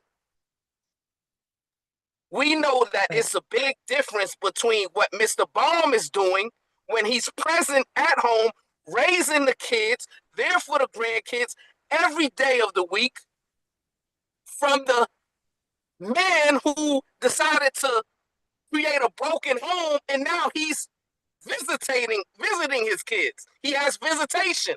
Right. That's a big difference. Yeah. And the child support court is only asking you to pay from 17% up to 21%, depending on the state. But we know it takes way more than that to create a successful, loving environment for your children. It takes way more resources than what the child support is going to make you pay, even at the highest degree, the highest level. So we need to have honest conversations as men and women, right? I can't speak to, you know, you can speak way more effectively and tell the woman what they need to do way better than me because you are a woman and you have experienced a life as a woman. So you already went through the ups and downs.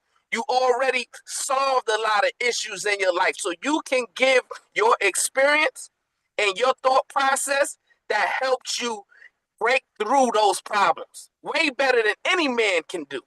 And that's all I've been saying. Right. Queen, why do you think that type of a message gets so much pushback? Because the men are not used to men talking about women. Just like even today, I wasn't there, but I was listening on TV when you gave your talking points, right? And I think it was TK, right? KT, what's his name? KT. He started talking about why you can't talk about the women. They want to hear what you got to say bad about the women. And they don't want to hear none of that truthful stuff that come out of your mouth because it's true. What's wrong with requiring that a man, before he put a seed in a woman, at least him marrying her? See, it don't sound good because people just want to have sex, and they want to have careless sex. Careless sex. That means sex that may possibly end up with a child. Because if they nothing's wrong with, if you want to have sex with a woman, just make sure you don't get her pregnant. But also, the relationship, we would build better relationships if we knew each other before we jump in the bed, maybe, possibly, and you would definitely know whether you want her to be your baby mom or not. But anyway, what I hear you saying is nothing on nothing strange. It's not asking for too much. Only from those who really just don't want to commit to nothing. They don't want to commit to fatherhood, husband. They don't want to commit to no jobs. They don't want to commit to nothing. They just want to just jump how they want to jump whenever they want to jump. That's how I see it. So, and because the women we kind of do we do look up to men no matter what you hear a lot of women saying. Usually, a lot of women do look up to men. Maybe not men, but there is maybe a special guy person, a god, their father, their grandfather, or uncle, maybe even a friend of the family, maybe a neighbor, or ex-coach. We kind of, most women, not all, but most women that have some man in their life that they may look up to and may look for some advice. And so if the men want wilding out, then the women gonna wild out too because they say, okay, that's what the men want. But if the men start putting, if they start saying, look, we don't like women like this, we don't like women like that, we don't like this type of woman, then women will change. But if the men do say, look, I like these thoughts and I like this and I like I like the women to bend over in front of me and shake her butt to try to get me, then the women gonna do it because the women are doing it to be chosen. I think I was sharing a video just the last time I was live when them young women was up there and it was it was shocking to me, what they were doing. But I knew why they were doing it because they was trying to be chosen by that one guy.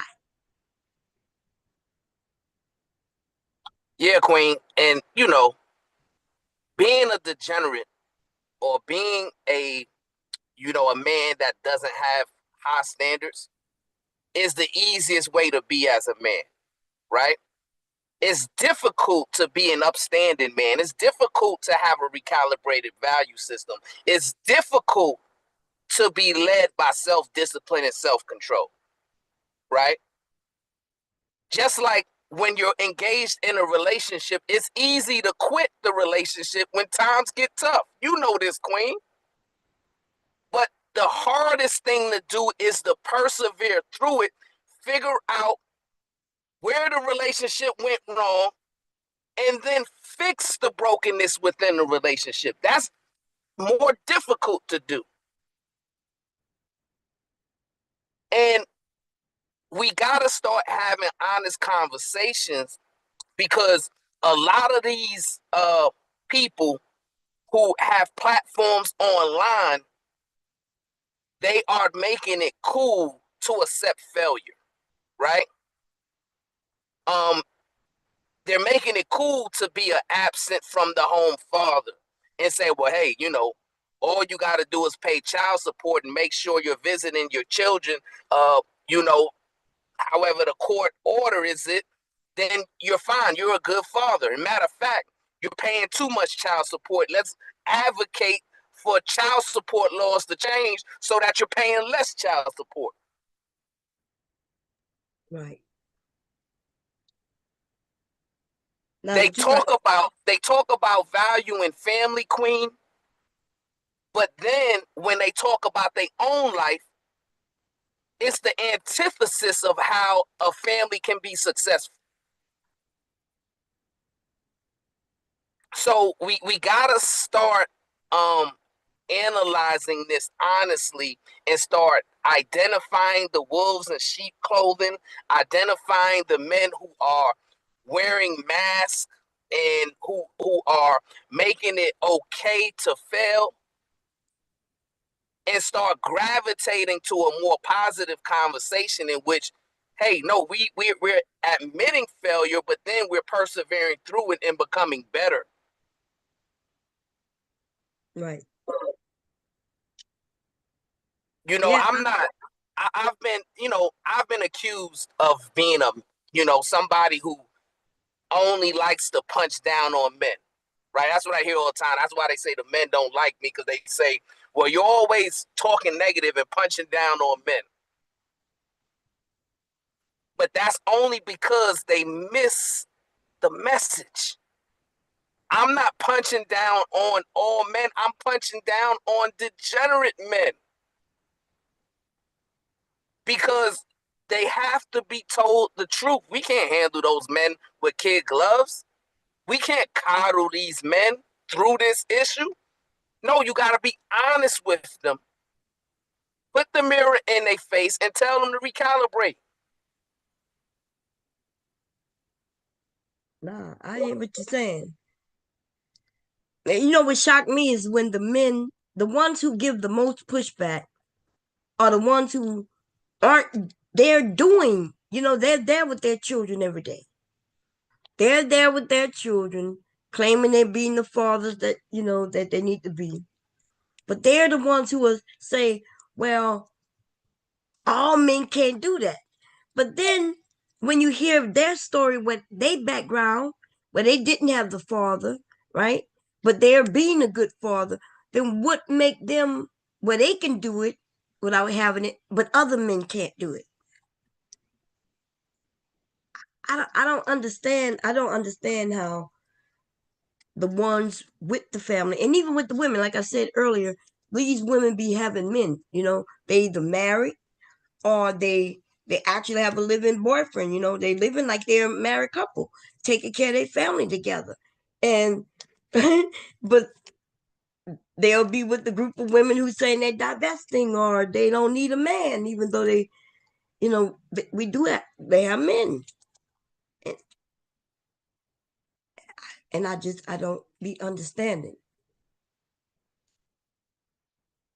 I don't understand. Yeah, I would love Sai Passe to hit the link and substantiate his point about me not liking men to have fun. I think that's a weird comment. I don't understand what he means by that. And Yeah. then he asked the question. He said, "Well, Brownsville, did the men miss the message, or did they just not listen to it?" And that's fine. That's a good question, right? Because Hmm. both you know answers depict a certain type of a story, right? If they miss the message, right, or they don't listen to the message, that just shows you that they are going towards the way of reprobate. You can't tell a man with a reprobate mind anything, because the only thing he wants to hear is anything that promotes degeneracy.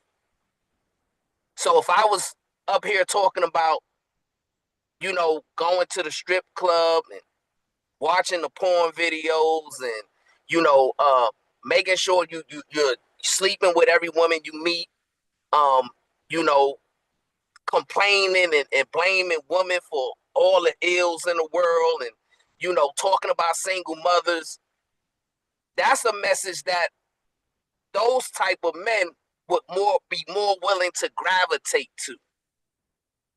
That's Hmm. a message that they support, and that's sad.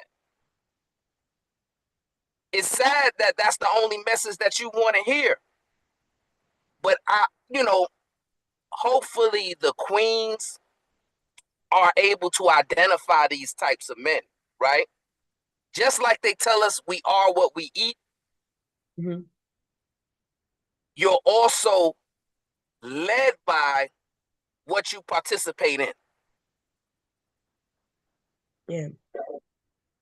So So, if the person you want to hear from is angry man, if the person you want to hear from is whatever rim brother you can think of who is shaming and blaming and complaining about women, then that tells a particular story about the type of man that you are.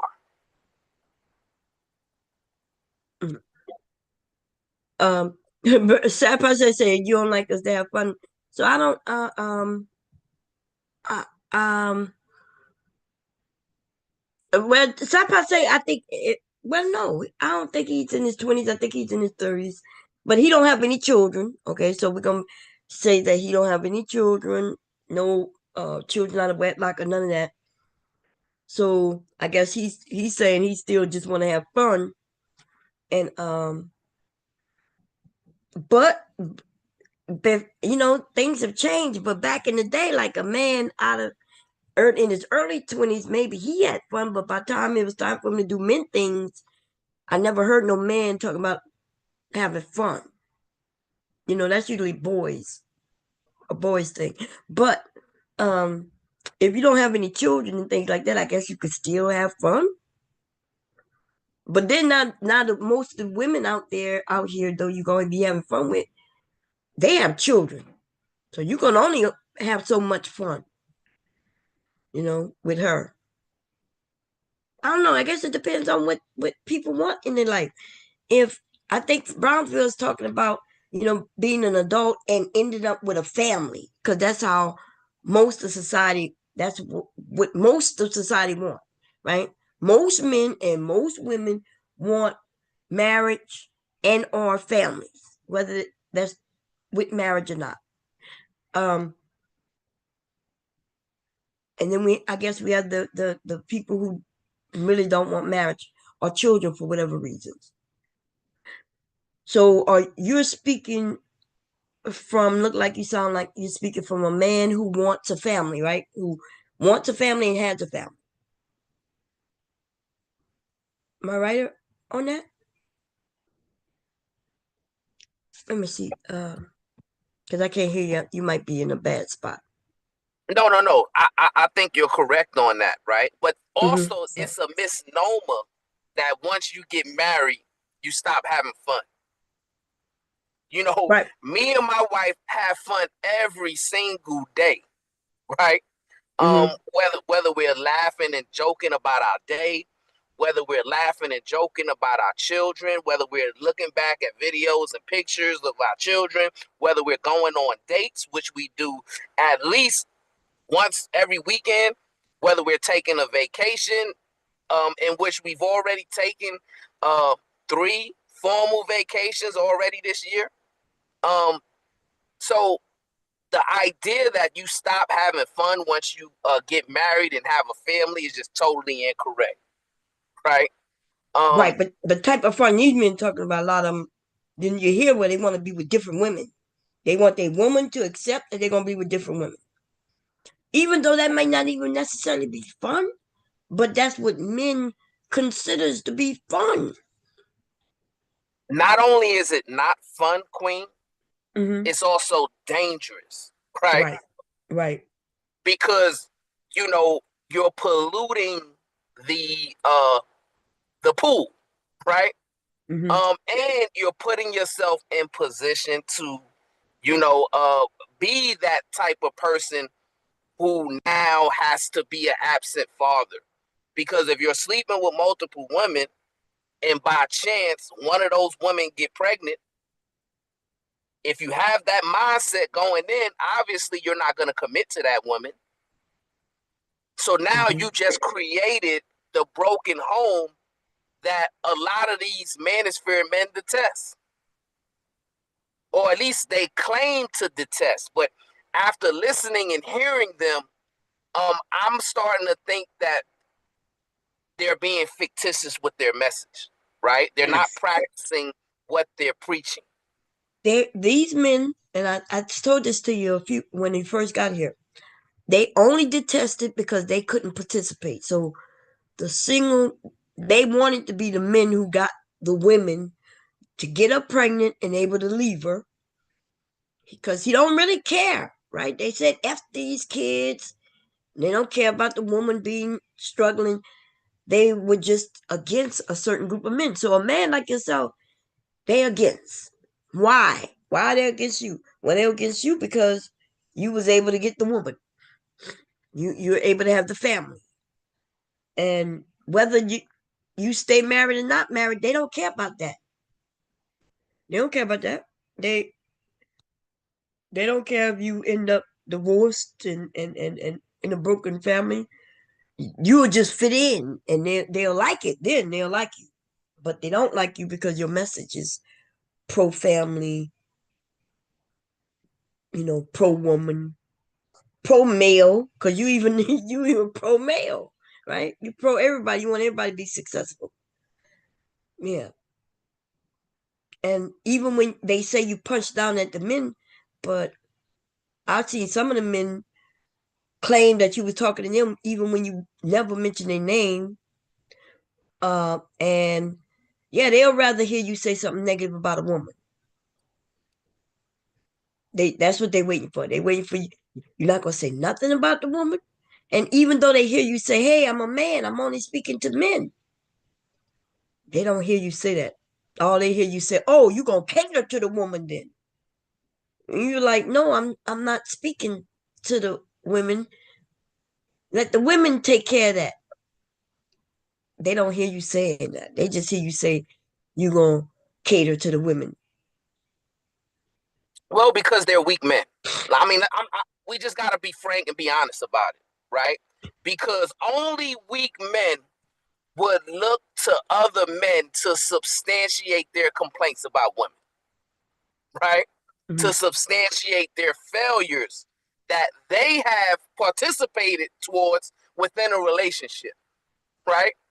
When they hear me say that if your relationship fails, then you got to look in a mirror and analyze why it failed. They're making it seem like, well, I'm only blaming the men, but that's not true, right?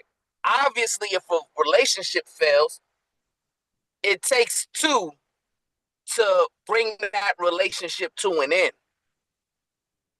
The problem that I have with the men is when I talk to them, they all claim to be leaders. So if you are a leader, right, Mm-hmm. and you fail as a leader, then now you got to take the most accountability and responsibility for why that relationship failed. But that's difficult. It's difficult to undergo self reflection. It's difficult to take accountability and right the wrongs that you probably participated in. So that kind of a message is not easy to gravitate to. It's easier to gravitate to the message that says, well, no, it wasn't your fault. It was her fault. And if she would have got her act together, if she was more submissive, if she was more feminine, Mm-hmm. then you would still be in a relationship. And Right. then those weak men will say, yeah, he's right. And what happens is they engage in a cycle of failure because they're gravitating to the message that is microwaved in substantiating failure. And what happens is it causes them to not look in the mirror and really identify their weaknesses and improve upon their weaknesses and turning their weaknesses into actually strengths, right? So they stay in the mindset of weakness and then they go into another relationship and then guess what? The same failure happens. And then it's the woman's fault again. Right. That's what they've been doing here for years. I watch whether they'll get up there, right? And the man will start talking about how, he first they claim they didn't have children, then you find out they had children, then they blame, oh, well, I can't even see my kid. And then they start lying and saying the court gives the woman the children, which is not true. They were just lying. Oh, the woman get the children. Yeah, she gonna get the children. The court sides with the women 99% of the time, and just lies, just lies. Yeah, the woman that gets sided on if she the only one to show up, right? If the man didn't show up, then he ain't getting he ain't getting nothing because he didn't show up. But so that's what they've been doing, and all the men started saying, "Yeah, yeah." So now they believe the lies that have been shared, and so now you coming in and you aren't doing that, right? You'll tell them, well, that's not true, and then you'll speak, you'll give some facts, and they don't like that. You're not just siding with them, going along with what they say, um, and yeah, because a lot of these young men be believing it. The reason they believe it because they heard it. They heard it from these men, so they carry it and they bring it to their conversation. And when somebody say, "Well, dude, that's not true," they swear that they're right. And then when we show them that they're wrong, then I guess that's when they first learn it. But the problem is they were learning from men, right? They're learning from men here on YouTube, and these men are giving them incorrect information all the time. All the time. And Queen, let me ask you something, right? So, what do you think is easier to do? Is it easier to be the custodial parent of the kid when you have to pretty much take care of that kid on a daily basis? Or is it easier to be on the outside and just have to pay child support and visit your kids every 2 weeks or every other weekend? Oh, most definitely, it's easier just to be a party dad or a weekend dad, you know, or mom, right? Because you ain't got to deal with the day ins, day outs, the transportation to and froms, the illnesses, you know, the the the attitudes that may come and go. You don't have to deal with none of that. You just get to be there twice. What? Two, four, six, eight. If it's every weekend, that's 8 days out of the month. Hey, Tiff, you see? So it's definitely easier. And all I got to do is give money, which means all I got to do is work. I ain't got to make sure I get to work and take them to daycare or make sure they get to school, right? I just got to go to work and come home from work. I possibly could get a second job and still be doing better, getting more sleep than a parent who has to deal with the children. Right. So, I, you know, I would love for people to just be honest and say, well, you know what? I just wanted the easier way of living, right? So that's why I quit and I, moved out because I didn't want the responsibility of taking care of a family. I wish they would just be honest about that conversation instead of lying and saying, well, you know what, I'm fighting for my kids, but the court system is holding me back. We know you didn't fight for your family, right? So Mm-hmm. why do you think you can easily convince us that you're fighting for your children?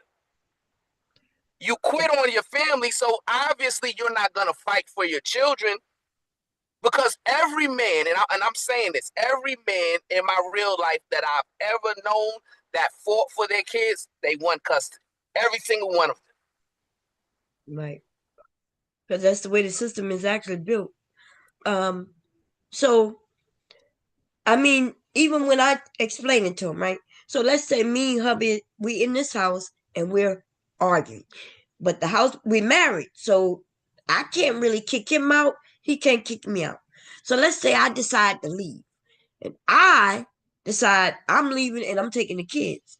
If he called the police and say no, she can't take them kids, then the police is not letting me take them goddamn kids. And the same for him if he tried to leave taking the kids, right? They not gonna let me take the kids because I'm not. They're gonna say neither one of us really have the right to take the kids. You see, so it becomes an whole big mess. But normally when men want to leave, they're not trying to take them kids with them, right? They if they leaving, they either know where they're going, maybe to some other woman's house, or they don't know where they're going and they're gonna end up at their parents' house. They're not trying to have the responsibility of dealing with the kids too, with this. So he usually leaving by himself. He gonna leave by himself and end up wherever he end up. Then he might start building back up, get his own place and all that, but now it's months. And then now he want to fight, come and get the kids. Well, no, because now she's claiming that you abandoned her and the kids. And now he got a fight on his hands. Right? Right, That's right. right, Abandonment. right. And we gotta just have an honest conversation about it because I'm tired of these men complaining about single mothers and even calling it a single mother problem when in reality it's an absent father problem, right? Or it's an Mm-hmm. abandonment problem, right? That man decided to abandon his family and live an easy life, right? Because it's Yeah.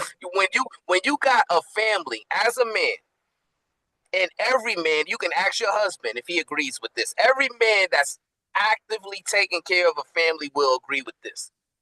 If you have a family that is actively dependent on you daily, that's not an easy burden to to have every single day as compared to not having a family or anyone really dependent on you daily and you have all this freedom to do whatever you want to do. That's not the case. Right now, for an example, Queen, I'm about to go and take my son to his performance, his orchestra performance, Mm-hmm. right? Every day in my household, we got something either involving the kids or something involving the family that, you know, you got to put effort and you have to make sure that everybody's moving in a successful way. So, Queen, this was a great conversation. Thanks for having me up. I'm gonna try to listen when I can, and hopefully, in between my son's performances, maybe I can jump back in on the conversation because it's a great conversation to Mm-hmm. have. I love how you are dedicated in having these conversations on how women should move, how women should communicate, and identifying when women are being dishonest, right? And then you're Mm-hmm. saying, well, hey, men, y'all should be doing the same thing. I Right. totally wholeheartedly agree with that type of a message. And hopefully you have a great Friday. If I can't for some odd reason come back, I want you to have a great Friday, great weekend, and a great stream. Thank you for having me up. Peace and love. Bye. Ooh, Lord. Hey, Caitlin, that's you? Hey, Hey, Caitlin. How you hey, been? hi. I'm doing well. Can you hear me all right? Yeah, you sound good, girl. I'm over here suffering. I don't know. What's It's like going on? a cold. It's like a cold. Oh, auntie. And I woke up with a crook in my neck. You got a heating pad? I do. I I'm need finna to. say you might need to, if you got like some Tiger Balm or something, or just warm it up. Yeah, that's what I might have to do. I did take a muscle relaxer earlier, That's good. a Yeah, tiny little piece, because it'll put me to sleep. right. That might be why I feel a little like I feel too because of that. But Yeah, anyway, how you doing? I How you haven't been doing? home in a minute. Trying I to, know. Thank you for visiting. Look, she came to visit y'all. She came to visit. I feel like a college student coming home. Where my plate at? I Oh was trying to man. catch wind of what Bronzo was talking about. What's the topic right now?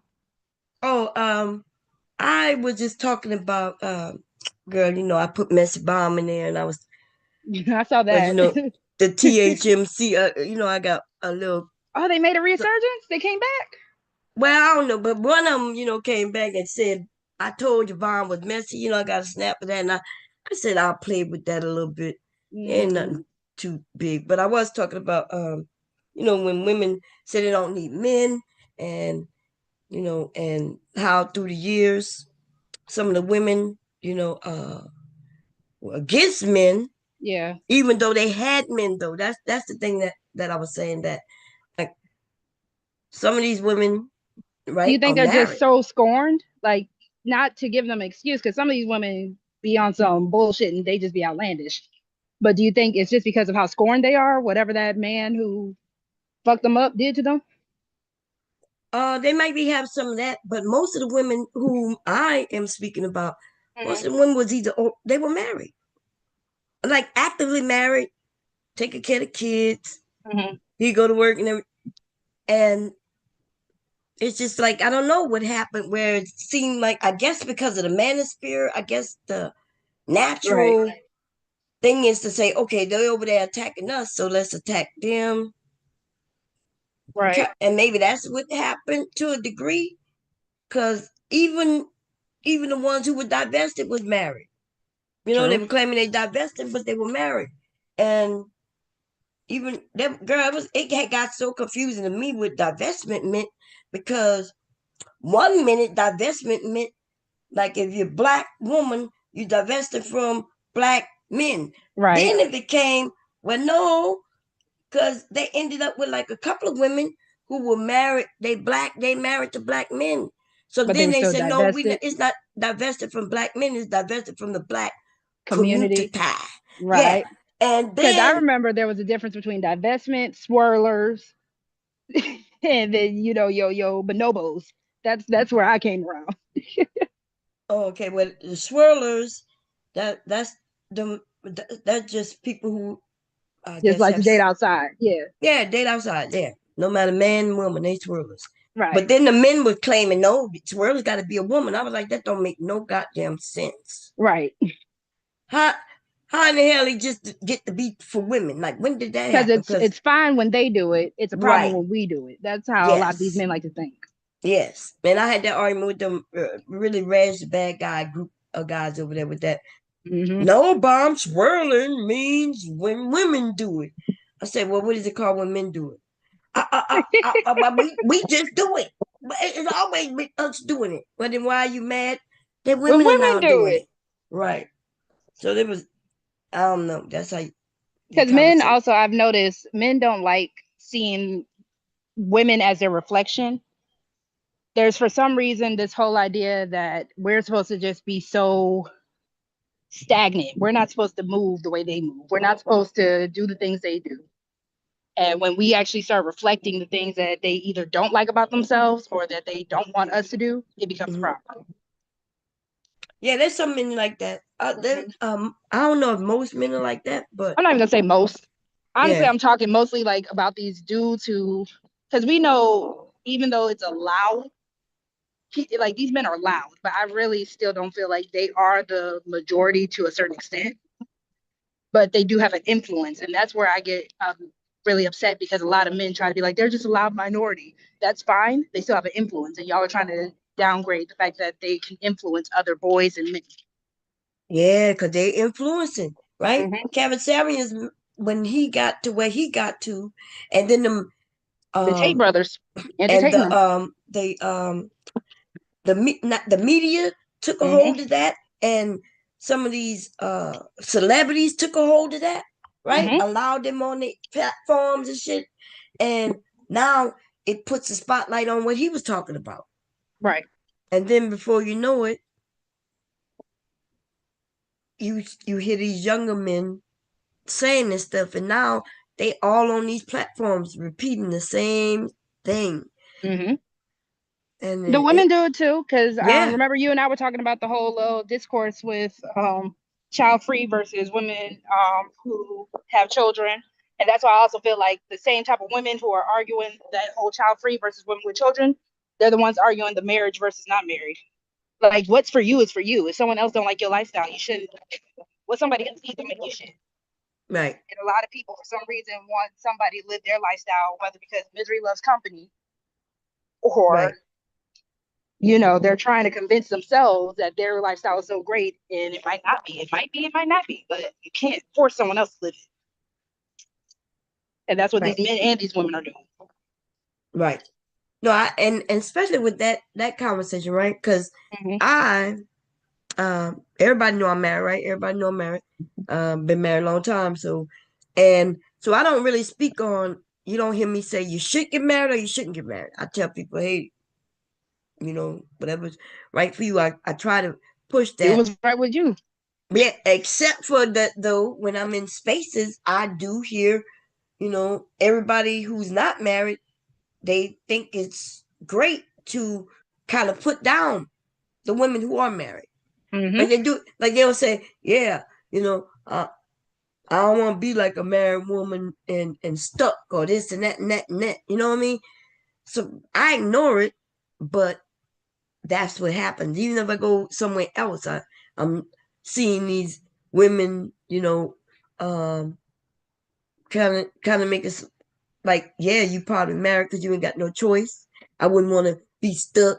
You probably can't do this, can't do that. And I'm like, yeah, because I'm in a relationship, But I'm gonna right? come right back. Okay, yeah.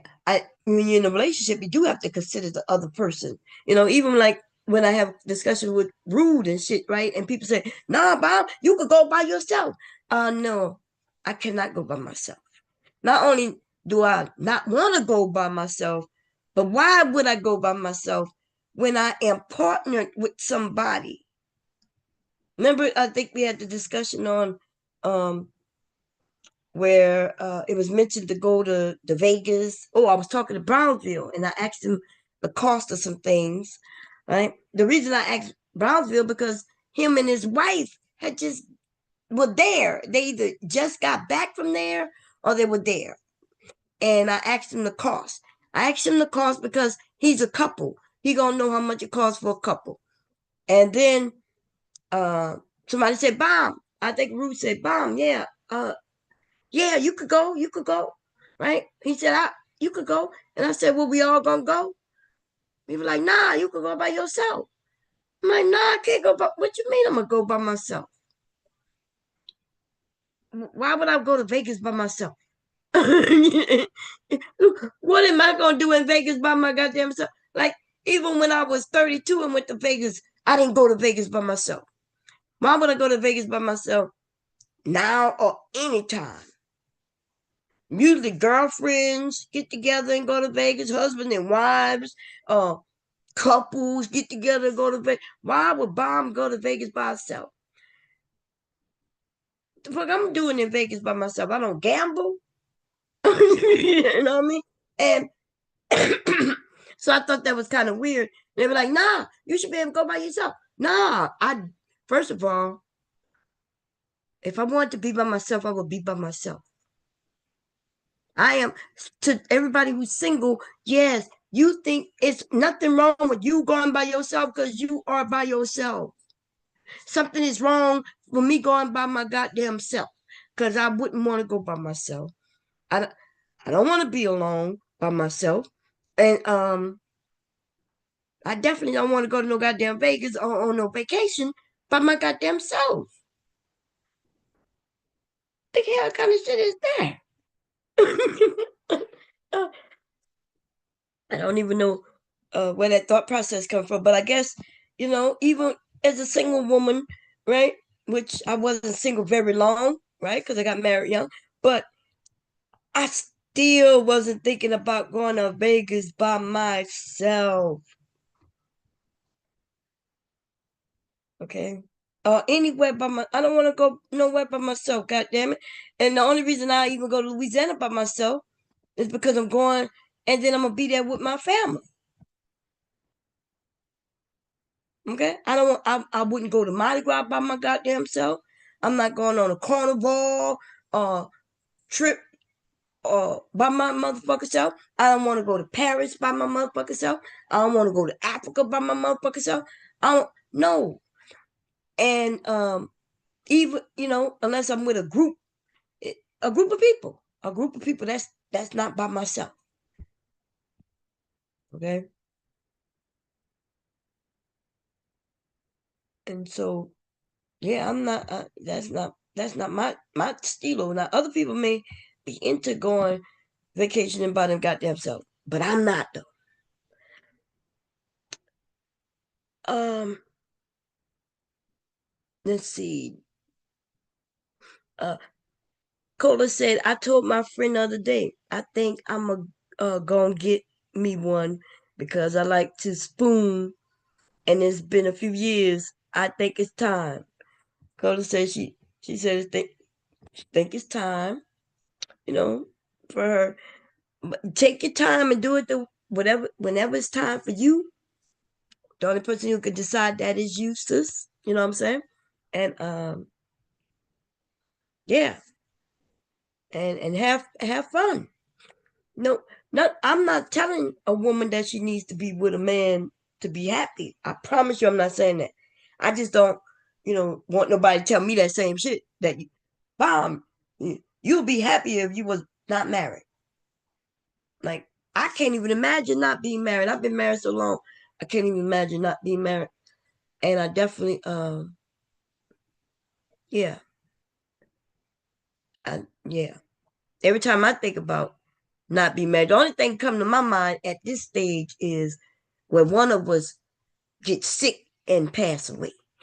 Now, that don't mean, because shit, you never know. Next year he might decide to leave, okay? Which is it's still the end result will be kind of be the same, right? But one of us pass away.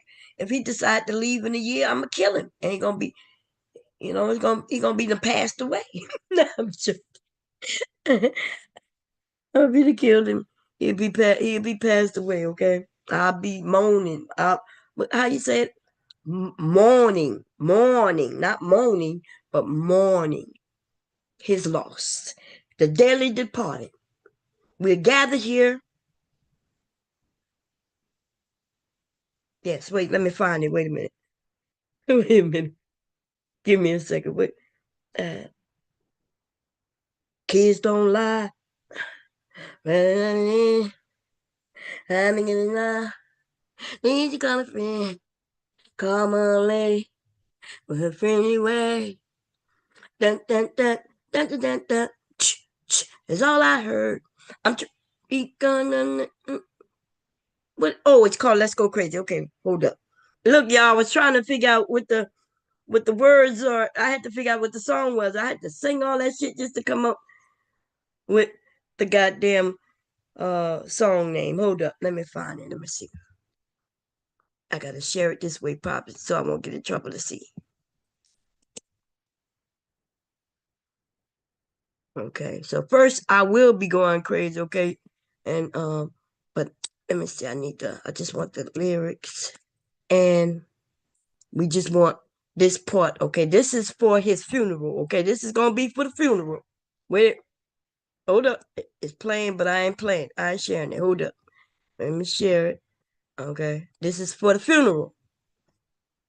I know he might be listening. He might be listening right now. So just know we're gonna be playing this at your funeral, okay? When you leave me in like 1 year and you think you're gonna be getting away, this is what we're gonna play at your funeral.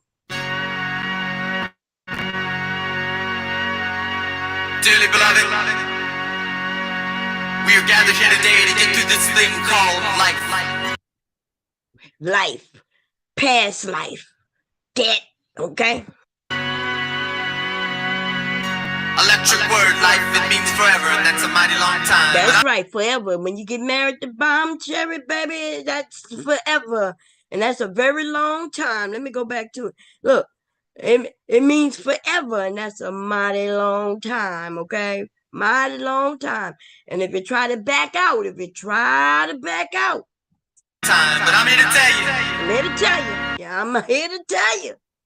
You try to back out, I'm here to tell you. There's something else. It's gonna be something else, baby. It's gonna be something else. Okay? It's gonna be something else. The afterworld. That's right, the motherfucking afterworld. That's where you're gonna be. You gonna be in the afterlife. The afterworld, the afterlife, you gonna be dead, baby. Dead, okay? That's where you're gonna be. I don't know what to tell you. Cola better send you an email and say, Mr. Bomb, you hear what your wife's saying right now. You better watch out. Okay. But Mr. Baum, you better tell him, Cola. Okay. Tell him he better watch out. He better listen very closely. Let me come to the channel, y'all, so I can see what the chat said. Hold up. Y'all gonna have to let him know. Okay? That's what it is. A world of never-ending happiness. That's right. You can always see the sun, day or night. Day and night. Day and night. So when you call up that shrink in Beverly Hills, Call up that shrink in Beverly Hills, you better say, I think she might kill me if I try to leave. you know the one, doctor, everything will be alright. Instead of asking him how much of your time is left, Don't ask him how much time is left. Shit. You ain't got no time left. As soon as you start talking about you want a divorce, ain't got no time left, okay? Time has expired on your ass. how much of your mind, baby? Cause in this life, things are much harder than when you're afterwards. That's right. Let me stop. Cause Bomb gonna do what? Go crazy. Dun dun dun. That's it. Oh man. Cola said Mr. Bomb is not safe. Sapa said, say, Mr. Bomb, you listening, huh? She crazy. And hubby gonna be like, yeah, I know. I married her when she was crazy. She been married. She been crazy the whole time we've been married. He ain't gonna be able to say she went crazy. Okay?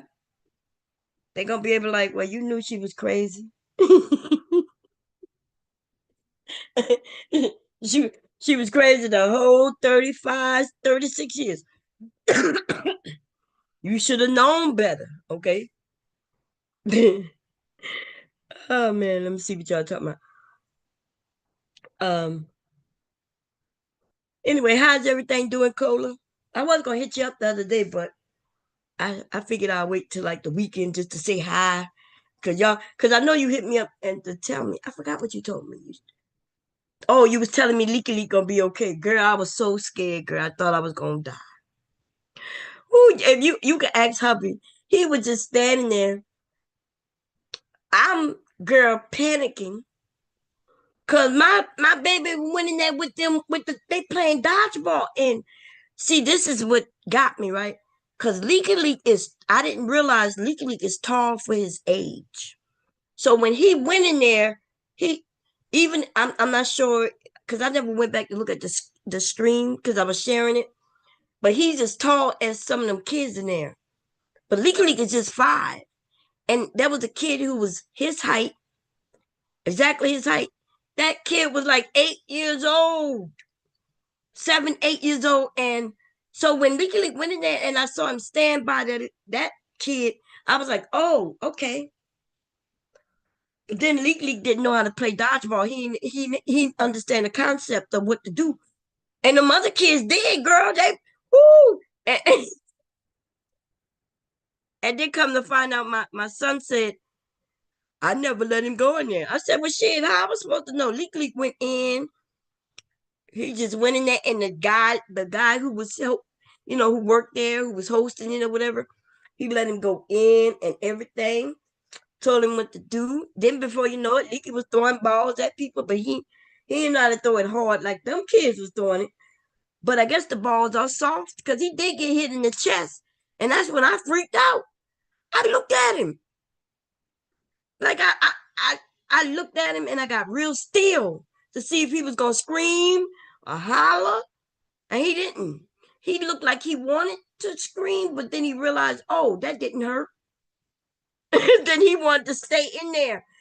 I had already bribed the guy. I said, look, that's my grandson. He's only 5 years old. I said, can you tell him to get out next time and tell him he can't come back in? Because he wouldn't listen to me. He kept wanting to go back in and go back in. He wouldn't listen to his pop. Pop wasn't even telling him nothing. I was the one freaking out. Pop wasn't freaking out, y'all. He's the man, right? So I guess the men know. I'm freaking out that my baby gonna get hit in the face and he gonna be crying Oh Lord. Legally wasn't trying to duck his face. He wasn't trying to duck and dodge. Legally just wanted to grab the ball and throw it at people. He didn't want people was throwing the ball back at him. But he didn't get hit because some kid would jump in front of it to catch it. Okay. Oh Lord, I know. See, you men, and that's the thing, right? That's what the family the dynamics are, right? We as women, we gonna panic. We gonna do the babying, the overprotecting, and all that. And then the men, though, y'all come in and y'all be like, "Hey, he gonna be good." And hubby did say that. Hubby said he gonna be good. And I was like, oh my God. That's why I didn't jump in and make him come out, right? I just was shivering. And I was like, oh my God, my heart was pounding. Hubby was all relaxed and shit. My heart pounding. And I'm just trusting in hubby, but I'm like, I don't know. Okay. Um, that's how family dynamics usually are. You men gonna be more calm. Y'all gonna be like, he gonna be okay, your boy. You even okay if he get hit by the ball hard. Y'all be like, he'll learn, right? Even I know that's the way you learn, but I don't want him to learn that way that early, you know? But I'm still gonna panic. I felt like I was gonna have a heart attack. I was like, oh my God. I was like, I don't know. Cause he was in there like 3 times. He wouldn't come out. When they let him out, he went right back in. He wasn't following none of the rules because he didn't care. And my heart was just boom, boom, boom, boom, boom, boom, boom, boom, boom. Ah, hey, Reese. Hey, Mr. DJ. Yes, sir. Let him be a boy. He gonna get a few scrapes and bruises. That's right. And that's what you men say. I'm not against it. Me and hubby never really argued about none of that, right? We never. He would put me at. He would think he put me at ease. He would say the things to put me at ease, and I still would be like, I would still be panicking, but I would chill. And that's how I go. That's how I go. And it make it balance. Okay.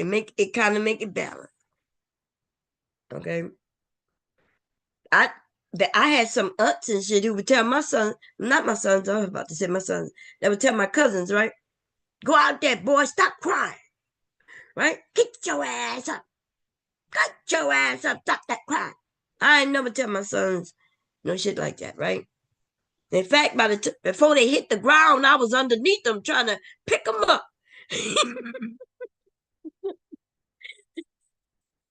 Okay, I'm brushing them off and telling them they're gonna be okay. Let me see your boo boo.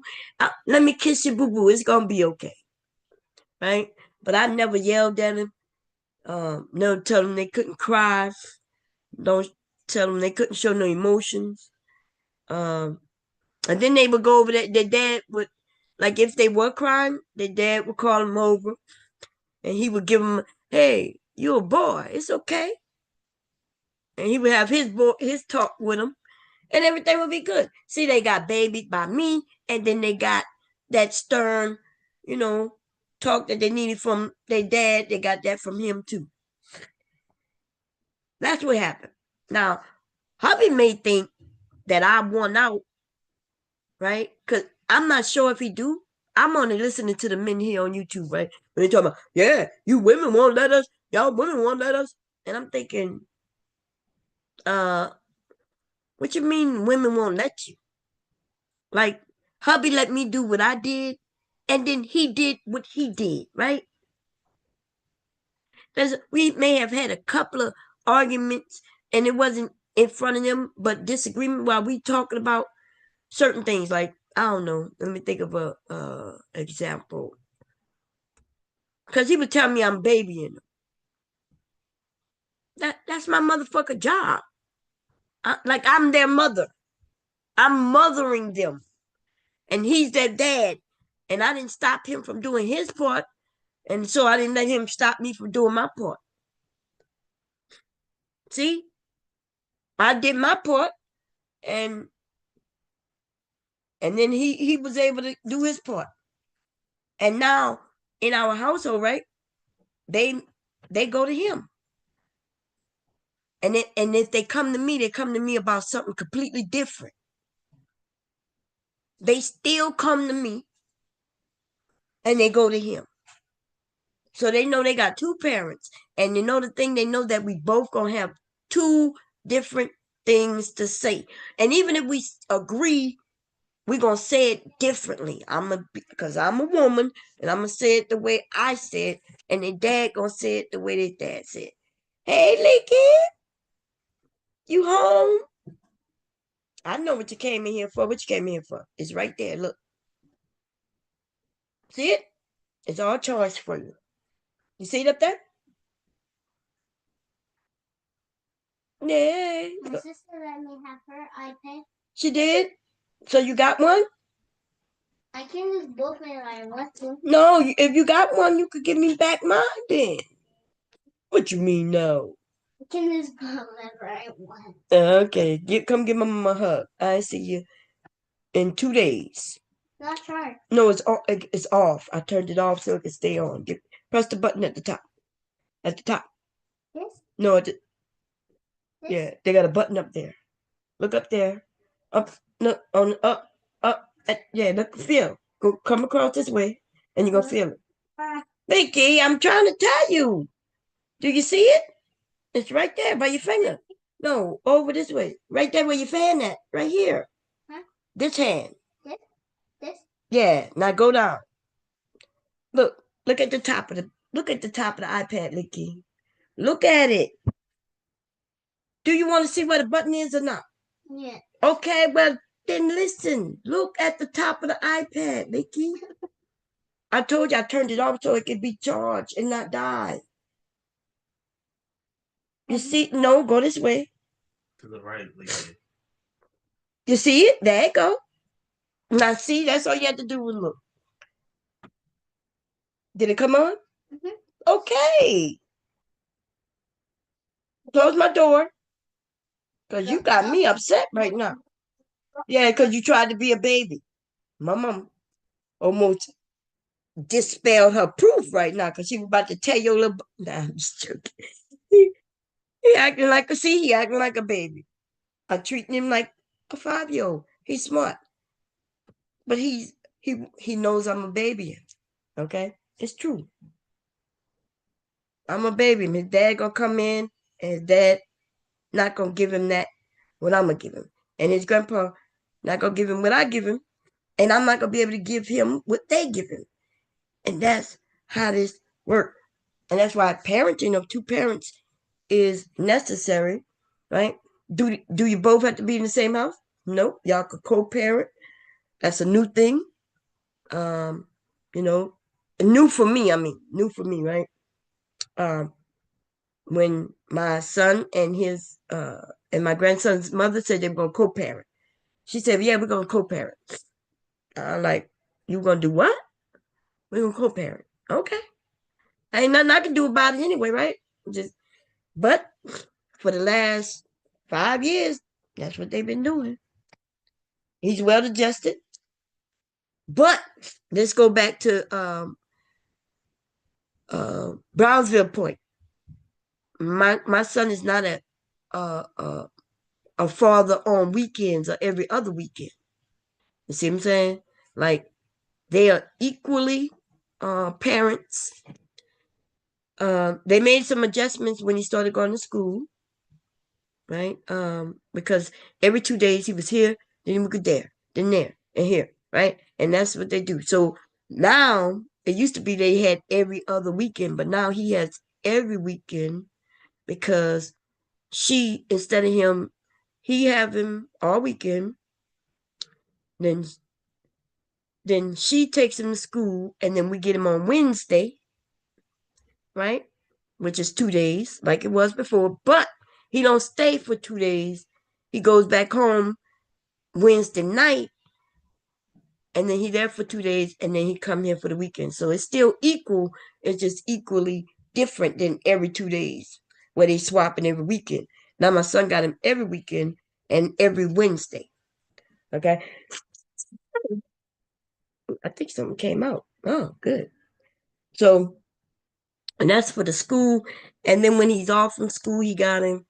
Um, but neither one of them want him to be away from them for a long period of time, right? Because we were like, shit, if you want, he could live here all year, all day, every day. You could get him on weekends. And she was like, nah, why would I do that? She's like, no. You know, I was like, ask her, you know, because maybe it'll be easier on her and we'll keep him, you know. And she was like, no, why would I do that? I don't want to be without my son for more than I have to be without him neither. So shit. They equally love him just as much. He got two parents who love him to death. Okay. Not only that, but he got a sister who love him. He got uncles on that side. He got uncles on this side.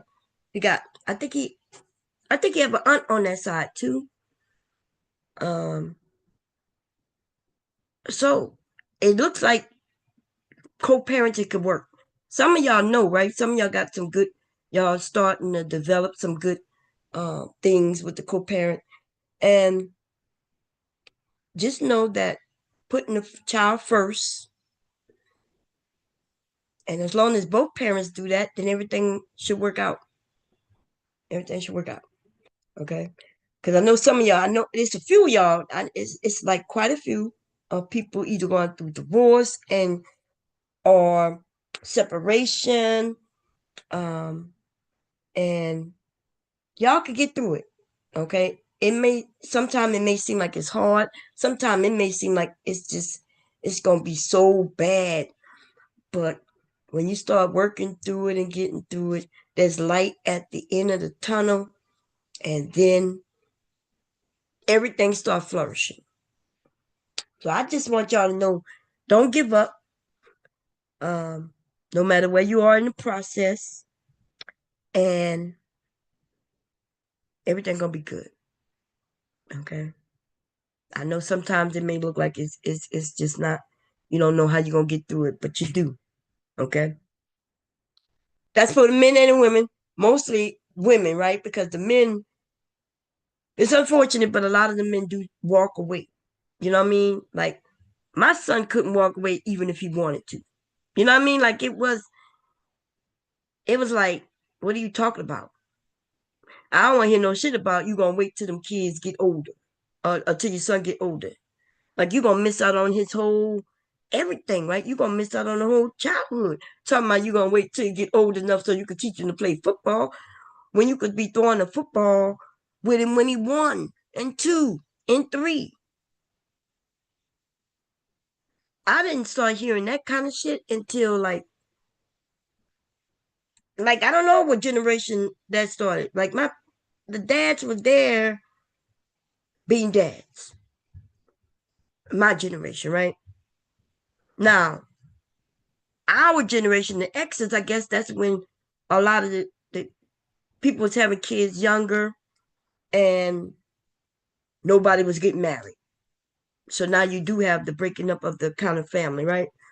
And of course, like to be honest, if a young girl have a child and with a young boy, then the honest truth is the parents of those children taking care of the child.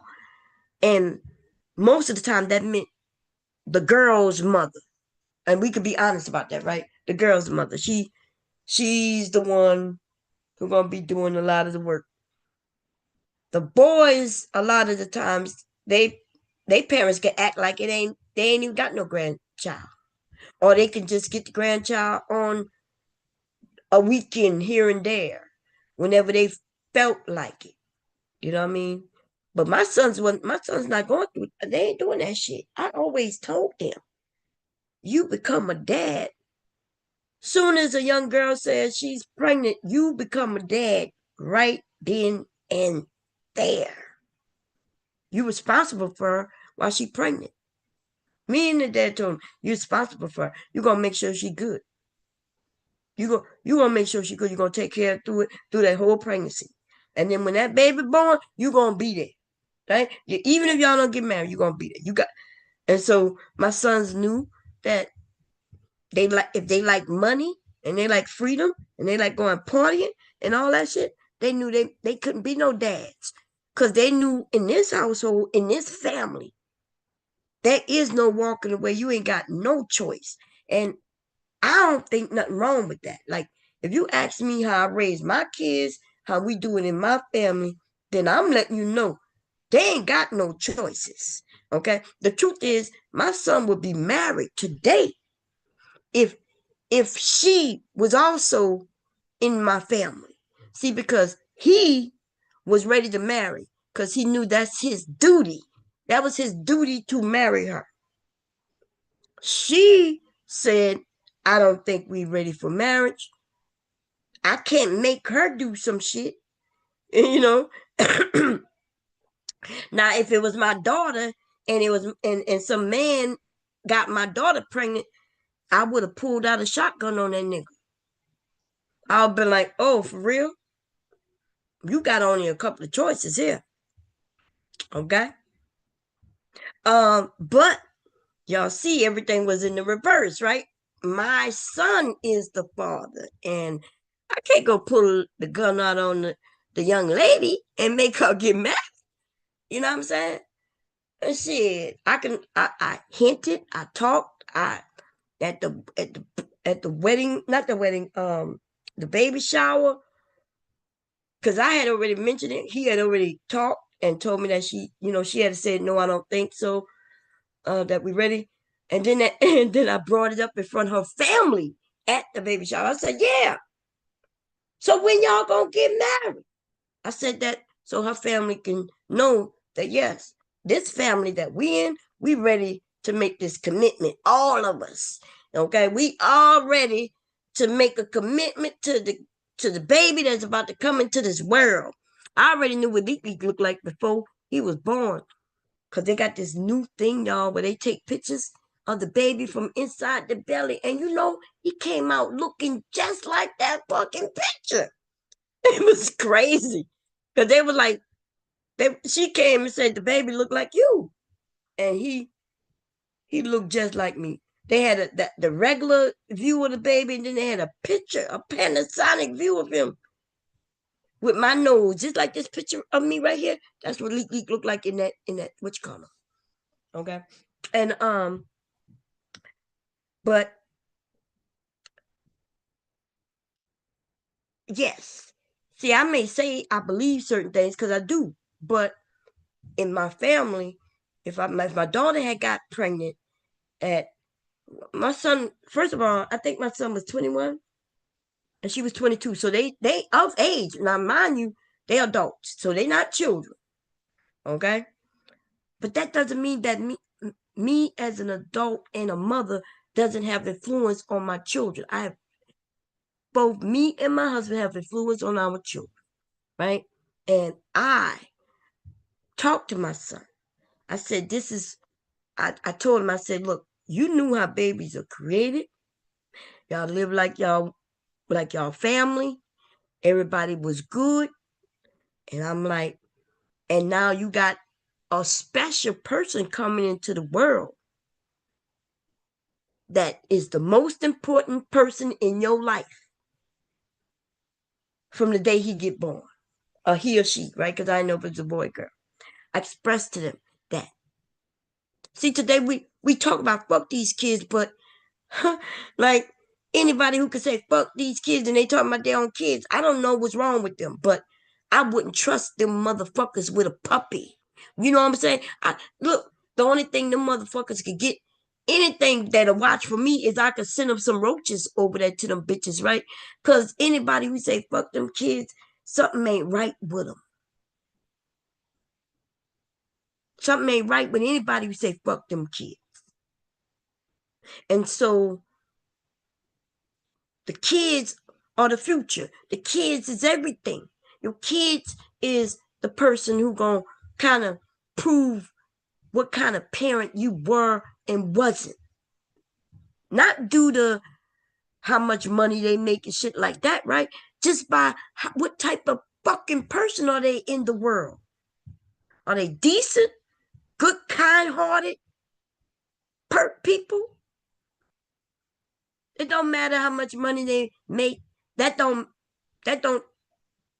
Of course, people need to make money, right? We need to survive.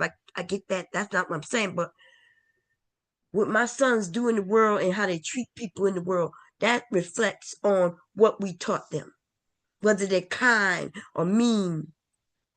But so, yeah, what me and my hubby taught my kids reflects on us. That my kids reflect on us how they are, and I let my son know. And the same thing for your children. If you got children out here saying fuck them kids, I assure you, you're gonna be able to point that back to somebody's fucking parent. Now, they may be, as we can see, pointing the finger at the wrong fucking parent, though, right? When these goofies not gonna be honest and tell the truth. Goofies gonna lie. Even though they ain't got no reason to lie. It doesn't benefit them to lie, but they'll do it anyway. Cause you might have raised a group of followers. You raised a group of followers. And that happens because everybody can't be leaders and everybody, you know, but you don't have to be a leader to not be a follower. You see, there's a difference. And so I used to push that in my sons a lot because they are boys and boys, they do congregate and play football and shit like that. But my husband used to always push in them, hey, if you the smartest one in your group of friends, then you need to get some more group of friends. He didn't say you got to replace your friends, but you need to add some more motherfucking friends to your group, right? Because even if you smart, you always want to be learning from your group of friends. You always want to learn something from them. And if you can't learn nothing from them, then what you doing? You, I think if most of us look at our friends, right, and we think, why was I friends with that person, and why did it fail? If it failed, right? If it failed, and what you're gonna find is that at some point in your friendship, one of you realize that there's nothing that you're gaining from this. You know, like there's nothing that you're gaining. You like if you can't reach out and get some advice, or even if you can't reach out and just express yourself without judgment, or if you know what I mean, like so then you realize, okay, nah, we had a good time when we hung together, we were friends, but it kind of just we just went our own separate ways in life. Um, and nothing's wrong with that. I think some people think that you got to break up with a friend and it got to be something terrible. It doesn't. Like I ended up going into the military, and my friends, and I think I told y'all this, I had friends who had children. I was older than them. They had children. They was having them back to back. How would we continue to be friends? Like I went into the army, right? And they have like they have 5 kids. We not even in the same place in life anymore. The only reason we were friends because we were going to school together. We were seeing each other every day, right? I go into the army. She's still in school. She's having baby after baby after baby. I get married. I come back. They in you know they was in the wedding. She was in the wedding and everything, and we everything cool. But I get back. I'm a married woman, and she got all these kids. I don't have no kids, and I'm in a whole nother state, and we were still young, so it's not like I'm gonna be on the phone, you know, with her. We didn't see each other every day because we don't see each other every day no more. And then before you know it, time lapse, and then I go back home. I I see her, if I see her, right? For a while, for a couple of years, I would go, and when I got back home, I would see her. Everybody would come through. Then after so many years, though, everybody either get married or having children or whatever. Then that stopped, right? Because we older, our children getting older. I'm now starting to have kids, and it kind of just and I still would say they're my friend. It's just a friend that I haven't spoken to in a few years. And when I see them, I'd be like, "Oh, girl, how you doing? How's everything? Oh, really cool." But like something, our paths kind of got cut off, different pathways, where we just went going in separate directions, and that's it. It don't mean that we're not friends, but we're not friends. It doesn't mean we're not friends, but we not friends. I guess the friends that in the way people think of friends. But every time I see her, be like, "How you doing?" We speak, I talk. If I see her on Facebook, I ask her, and we catch up real quick, and then boom, we older now. Shit, we asking about how the grandkids doing. You know what I'm saying? And but I've had friends, and we didn't break up, but I know why I don't talk to them anymore. Right? I realize, okay, um, I'm not I'm not gaining anything from this, and in fact, maybe I might be in some mess that I would not even be in. Like, this is crazy, you know. I'm realizing maybe I shouldn't know this. I shouldn't know that my husband's cousin slept with her. And none of my motherfucking business. I don't even know what she told me. Apparently, she was at my house, he was at my house, and they met up in the bathroom. I was like, okay, I ain't got nothing to do with that, but at the same time, I think my husband's cousin was in a relationship with somebody, living with some other woman. You see what I'm saying? So you see, now I see the mess I can get involved in. You see, I'm realizing, even though I ain't had nothing to do with nothing that happened. I only found out after. And then what if his girl find out and she assumed that I set up my friend to be there with him so what happened, and then I could be in some mess, and it'd be family mess too. Cause that they wasn't married, but I think they were married. I'm not sure if he married that white girl or not, but they had children together, right? And I can't remember if they got married or not. I had to ask my husband. But when I realized this shit right here could be explosive in the whole family,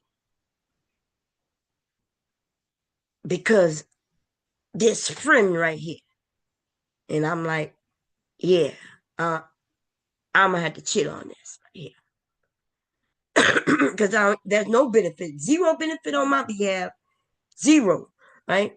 It was all benefit on her end, which I had no problem with. I'm a nice person, helped out. She had, of course, she had a daughter or whatever, right? That's the one that was getting $12.50 a week in child support. No, $12.50 every 2 weeks in child support. She was getting $12.50 every 2 weeks, y'all.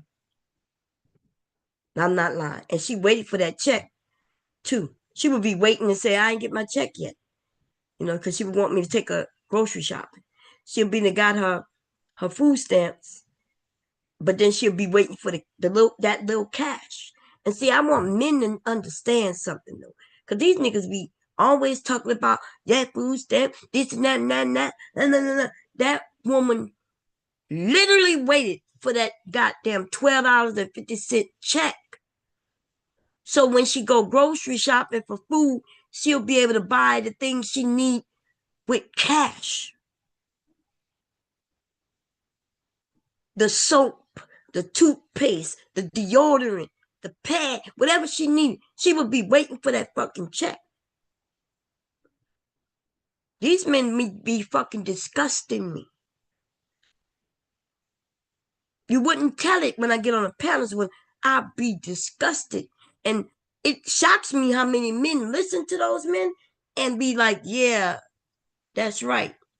And I'm thinking, you ain't got no mom, whoever was on assistance.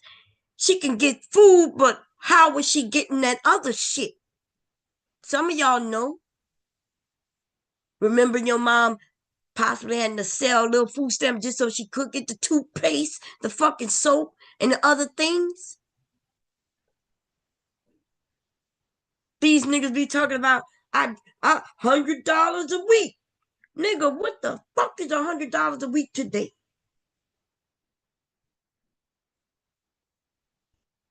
$100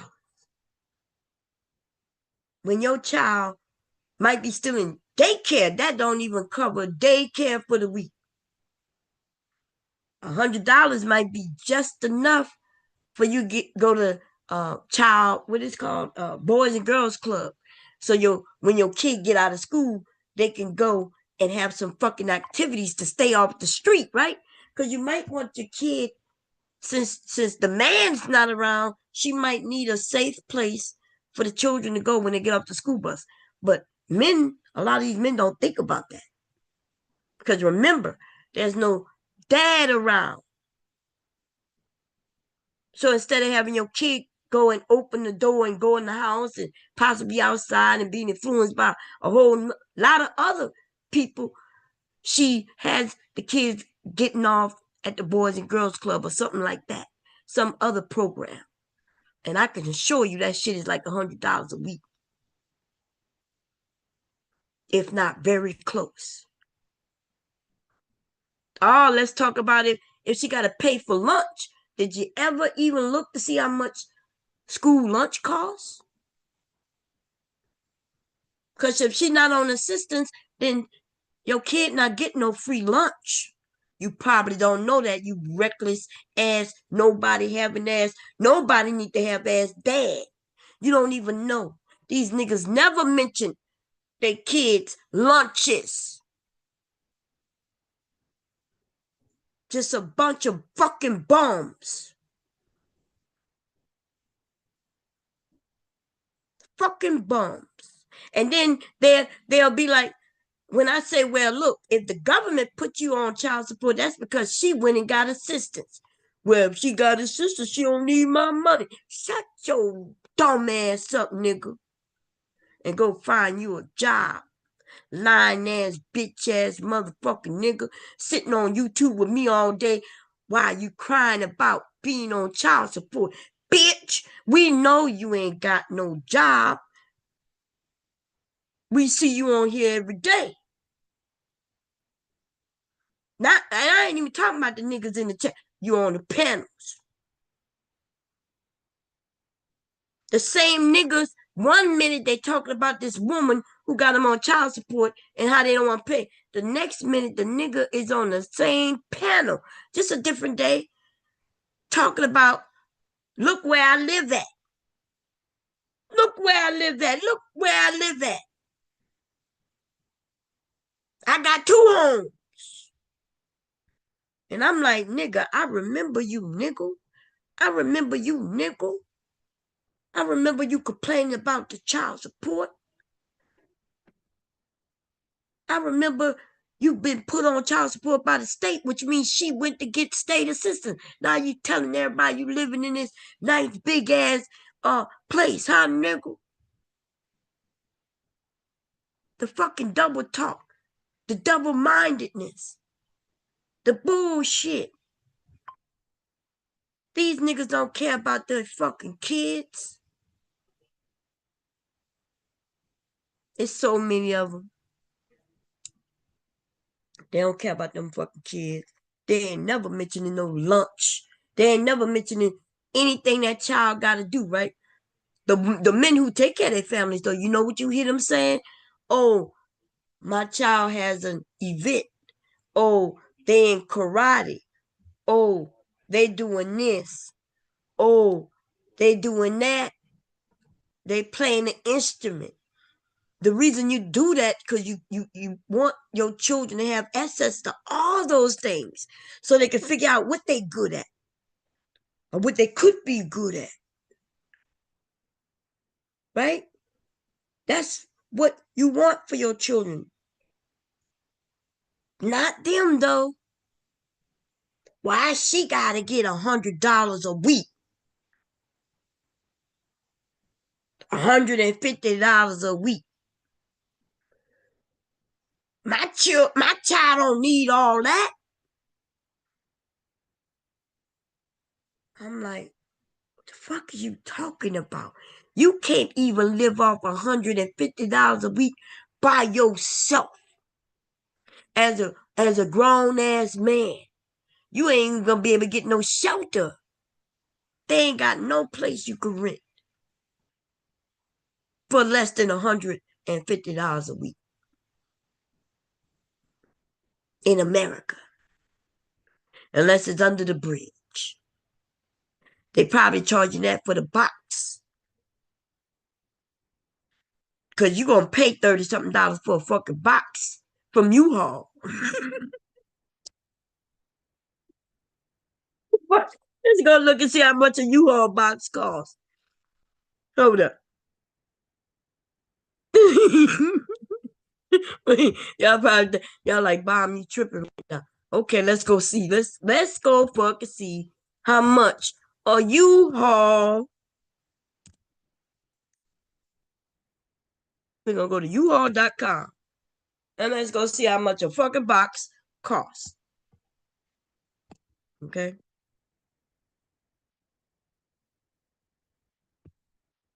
Let's see boxes.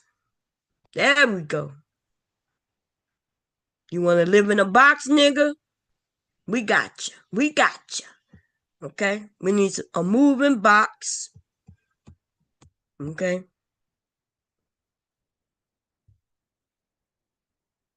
You're going to need one of them wardrobe. Your ass might fit in one of them wardrobe boxes, them big tall ones. Let me see. Look at that. A wardrobe box costs $21.50. That's the large one. Okay? That's the one you're going to need, but you're going to need a couple of them, right? Because you're going to need a couple of boxes. Let me see. Unless we find a real big, maybe they got a big box I don't know about. Let's go look. Boxes cost money, okay? Thinking you're going to get you some cheap ass, free ass boxes? Nah, bitch. Okay? Boxes cost money. $10. $10. Let me see. $10, $10, $10. Can I get a box for $10? $11, $11. $12. Can I see a $12 box? Can I get a $12 box? You're gonna be over there trying to go to the auction to get your box. Can I got a box for $1, $1, $1. I see two. They got two back there. We see Kills wanted for $2. Kills need that box.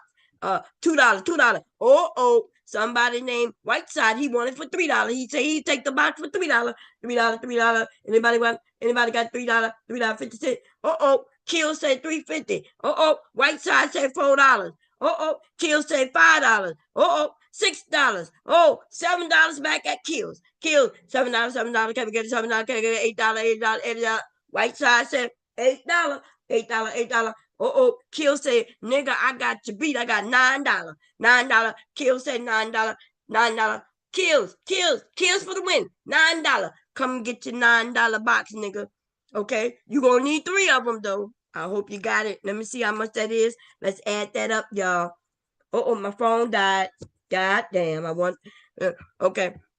These niggas is buying boxes. They could barely afford boxes to live in, and they worrying about giving some woman 100 motherfucker dollars. Risa said they better save them. Oh wait, we gotta look at some. We gotta look at some tarps. Okay, wait. Let's go look at some tarps real quick. Okay. These men out here they not thinking. They don't care about their motherfucking kids. They don't care. They really think there's something out here free for somebody. Okay? Let's go see how much them tops cost. They got some covers and some bags. Wait, maybe you think the shipping boxes might be a little bigger. Let's see if we could get them a big ass shipping box. Okay. Them niggas couldn't even afford the $18 for the box. They had to go to the other side where the torn box, the lightly used box, possibly with bed bugs. And he bought it for $9. $9. We messy as hell, baby. Let me see. Package supply. Let's see if we can find. Cause they will need a tarp on top of that box, okay? There we go. Let's see what this is. We got a furniture pad. Okay. Woo, y'all see that furniture pad back? $44. Now this is I don't know why this one's cheaper. Maybe this a pack because it say a value pack. Okay. These niggas, they ain't got no furniture, but they gonna need them pads to lay their asses on because they can't afford. They can't afford a sleeping bag. Now let's go see how much a sleeping bag costs. Okay.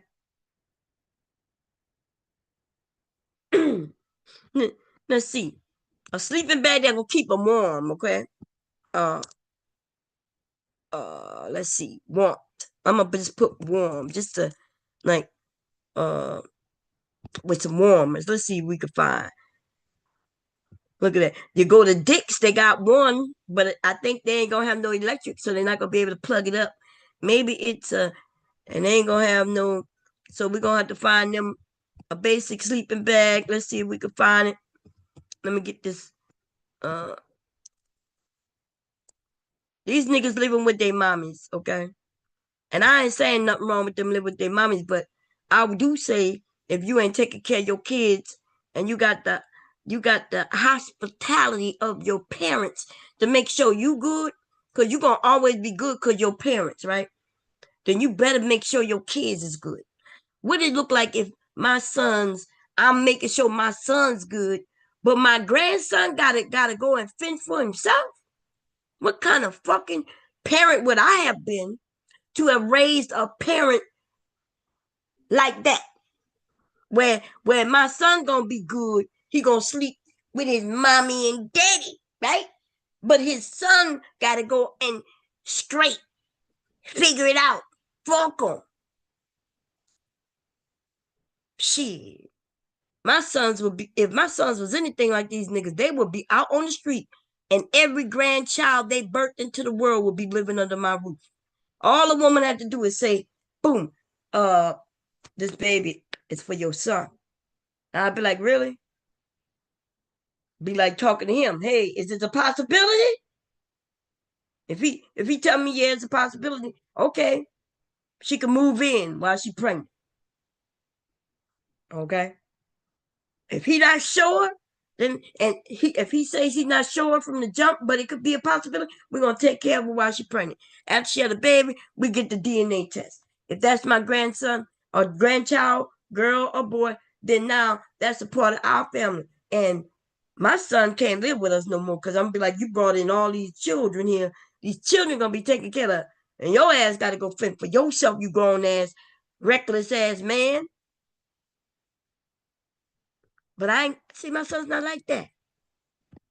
Okay, these niggas need look $114 just to have you a sleeping bag. They're gonna make sure you warm under that goddamn box that you could barely afford. What else we need, y'all? They gonna need them. How you gonna cook? What he gonna go to the homeless shelter get him some food? They about to end those. I see what you call him over there showing himself going to the food shelter. I be thinking, damn, you ain't got damn no shame. Not should he be shaming going? No, but you shouldn't be showing it off like I I don't I don't know.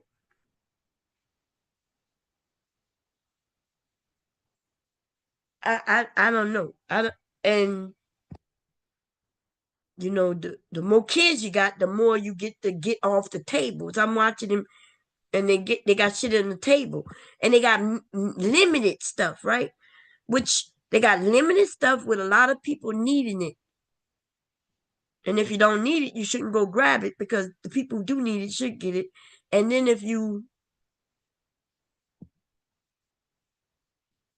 they got people who got reasons for needing it. They have disabled people, y'all. They have mentally disabled people, right? We got all type of disabled people for whatever reason. We got the elderly people, right? You have even the ones who might be addicted, right? They got a hold of them. They are sick. How is it when you able body and shit?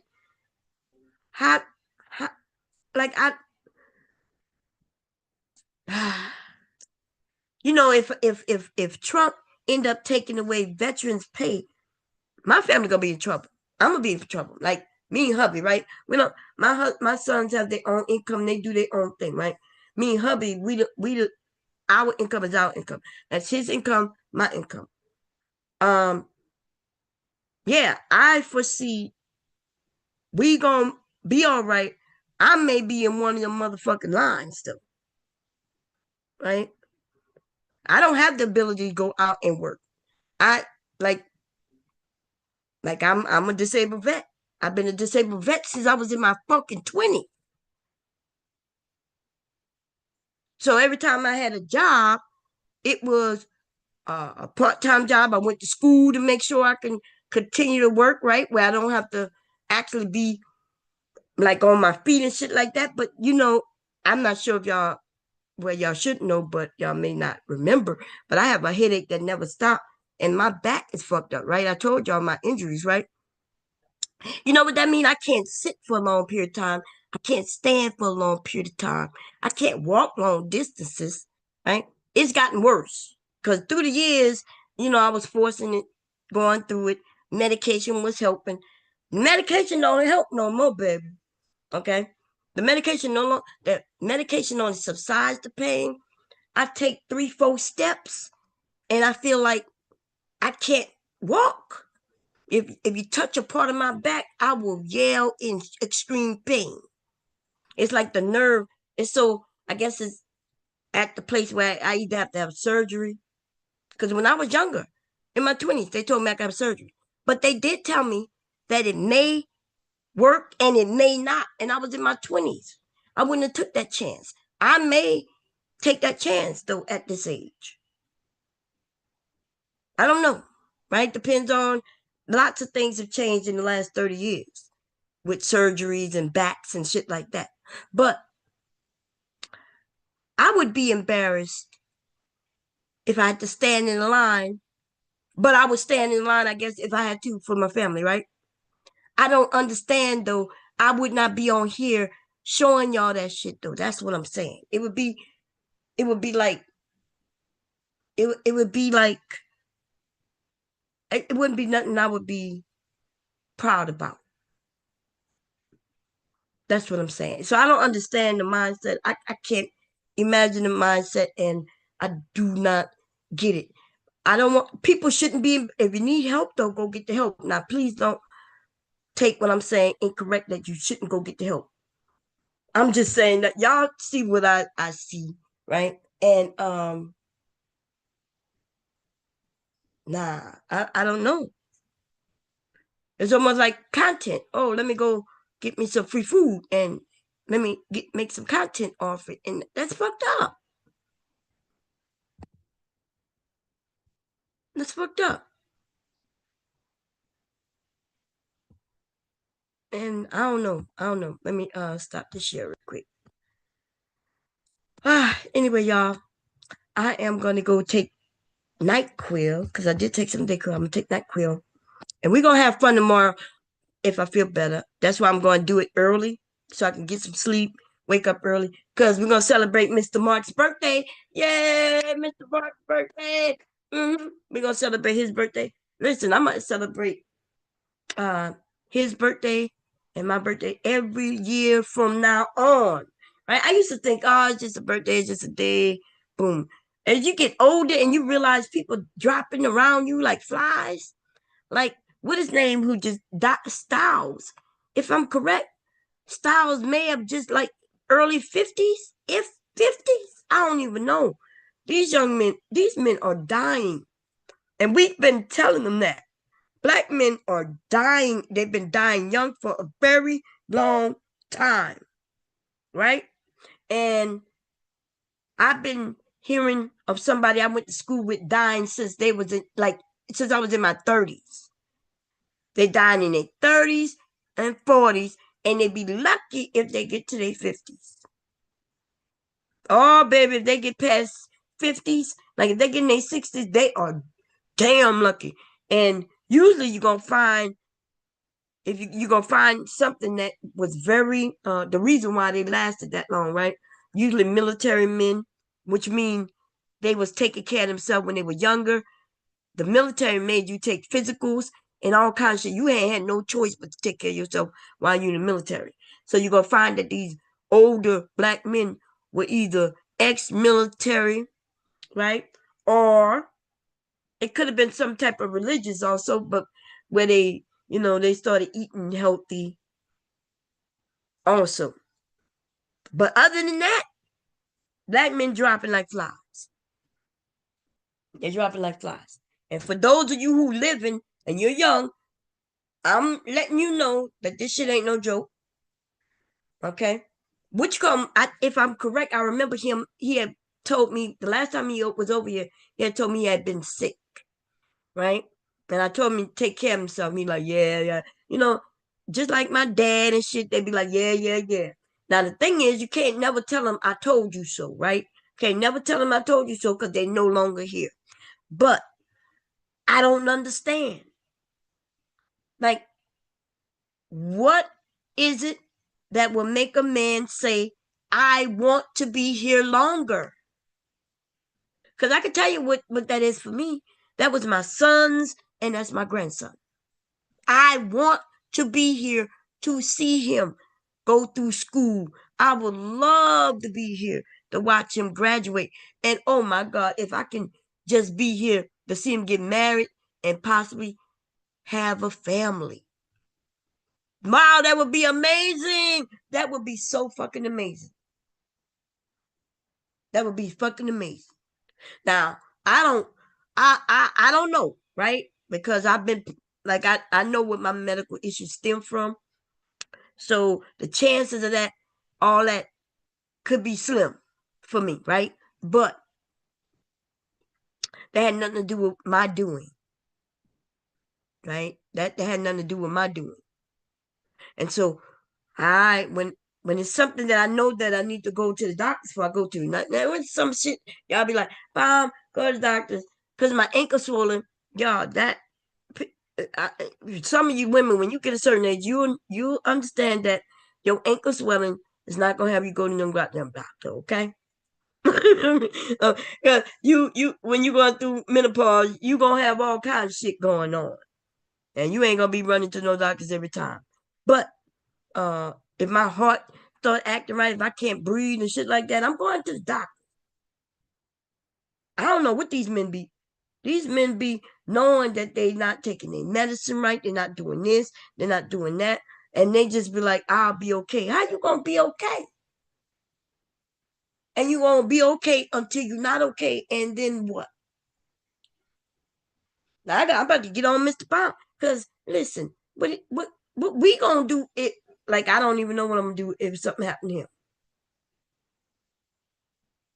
I'm like, hey, uh, you we got to go take care of this. Ain't no more playing with our health. We not young no more. And yes, your grandson love you, and he, I had when my parents died, my um nephews were young. It don't because it just seemed like it just happened, but here we are 5 years, 6 years later since my dad, right? That means when they was like 6 and now they 12, right? The ones who was 6 was 12 now. I think my oldest little nephew was, I think he was 7. Yeah. So he's a teenager now. The baby though, my youngest nephew, he was only maybe about 3. He probably don't even remember my dad and my mom. Right? He was a baby. But and the other two though, they remember them. They love them. They cry once in a while, missing them and shit, because they were there, right? My parents damn near raised them. My parents and my sister, they raised them. So my grandson, he gonna remember his grandpa. He 5 years old. If something happened to his grandpa now, he'll remember him enough to know grandpa missing. Where grandpa at? Where grandpa at? Where grandma? Where my mom? He don't call me grandma. He call him pops, y'all. He call him pop pop. He call me my mom. But he'll miss that. And I definitely want to see him grow up. Now I don't know what my husband wants. I can't speak on his behalf. We ain't talk about it. But shit, I know everybody who know me know that I live for the grandkids. I lived for my sons when they were little. They grown. Now whatever they do, don't do, that's on them. Bam, boom. You see? Cause now I got the grandkids, okay? And then it would be nice to see the grandkids, the great grandkids, and the great great great great great. great. Look, as far as I'm allowed to be here. I'll be here, loving on them. That's that's my sole purpose, as far as I'm concerned. Loving on them. And if I want to spoil them, then I'm gonna spoil them. Okay, I'm gonna do what I want to do, and then my sons and their parents can do what they want to do. I'm not gonna interfere in what they do, though. Now, I'm not trying to say that I'm gonna take control or nothing like that. I'm just saying, if I want to give him a candy, and his daddy say he can't have a candy, then I might give his ass a candy, and that might be just what it's gonna be. Okay? And my son gonna have to come in here and handle with me. He gonna be like, hey, I told you not he wasn't supposed to get no candy. I'd be like, well, you know, he okay. That candy ain't gonna hurt him. He done brushed it. He could brush his teeth after he eat the candy. And then my son could go back and forth. And then I had to suffer through the consequences. If my son say, Mom, you won't listen, and you gonna get to see him for 2 hours. I'd be like, okay, I'm gonna be asleep anyway for them 2 hours. But when I wake up in the morning, I expect to see my grandson. And that's just what it's gonna be. Okay. And my sons know it already. Okay, but I won't go against them. Well, I ain't gonna lie. Sometimes I might go against them, okay? I might go against it. But it won't be blatant. It won't be when my grandson knows it.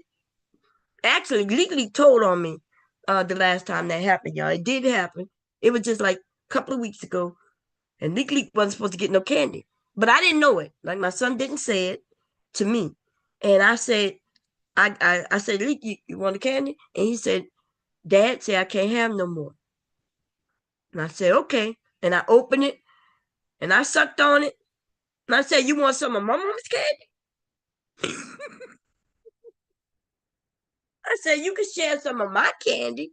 I said, this not your candy, this my candy. And legally sucked on it, right? And then he gave it back to me.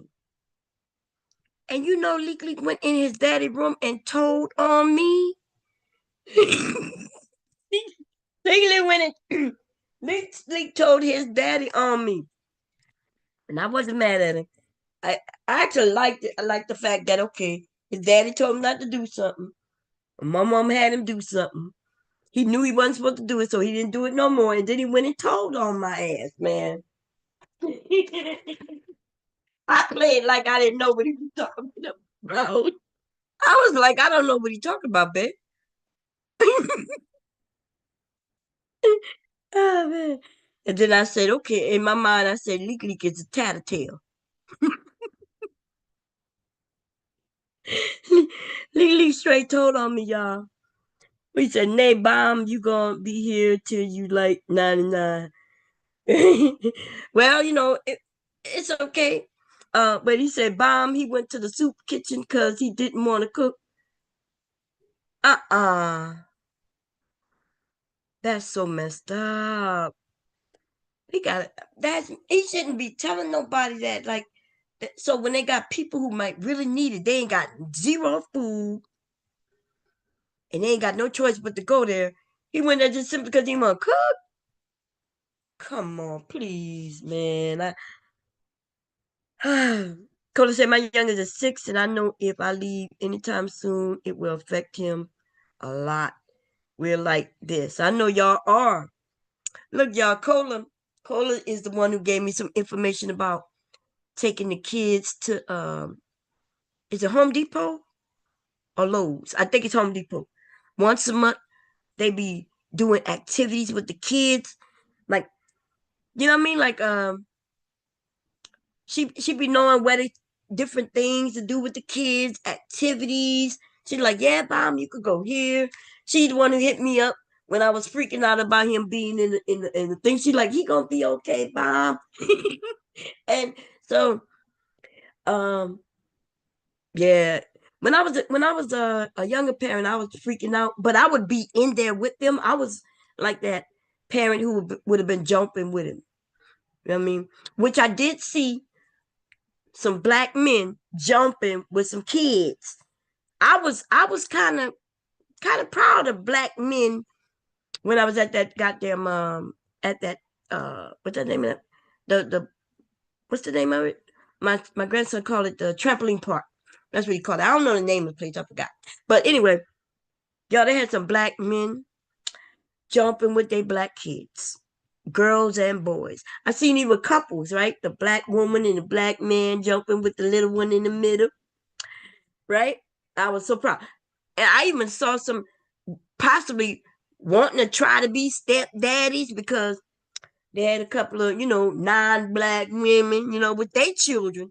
And these black men, I guess, taking them on a date because she got a child and he want to get close to the mom. What he gonna do? He gonna say, "Oh, let's go to the trampoline park."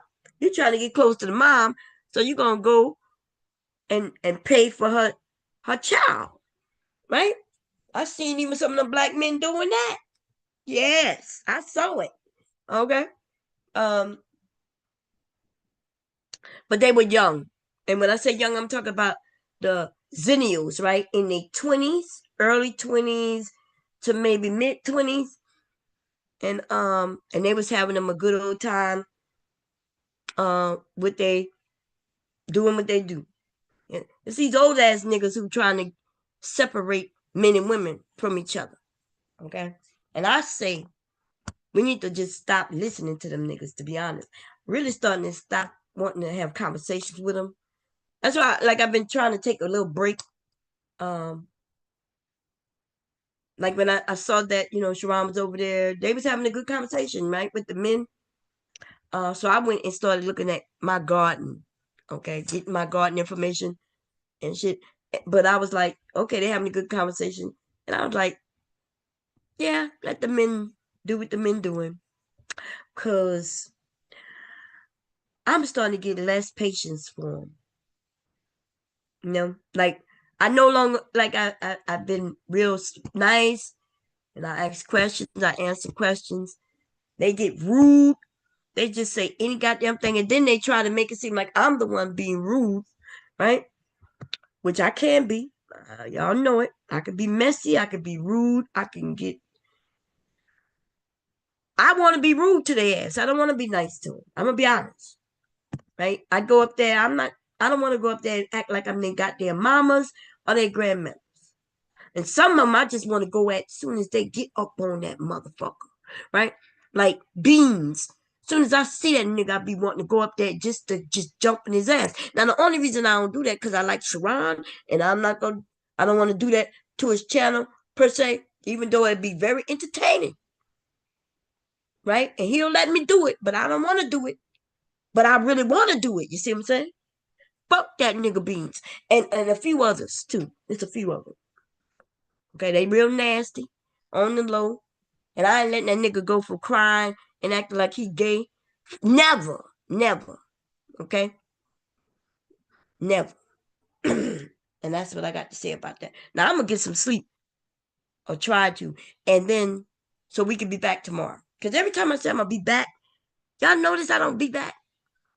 But I'm gonna take this NyQuil. Hey Gabe, how you doing? I'm the problem, Gabe. Like you said, sounds like you the problem, Bob. I am the problem. Okay? And I know you don't want me to become your motherfucking problem, though. Okay?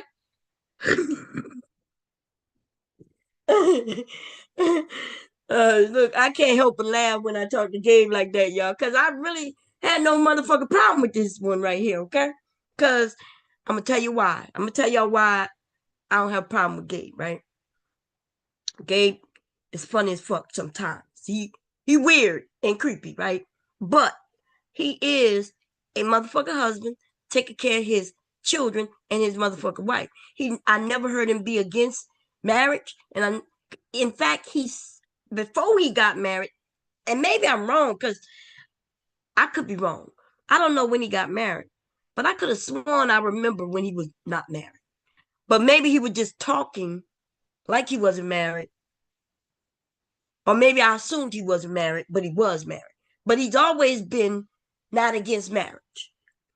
Okay, so I never looked at him like I look at the rest of these motherfucking men, even though he was over there with them, being lame like they asses, but not completely lame like they asses.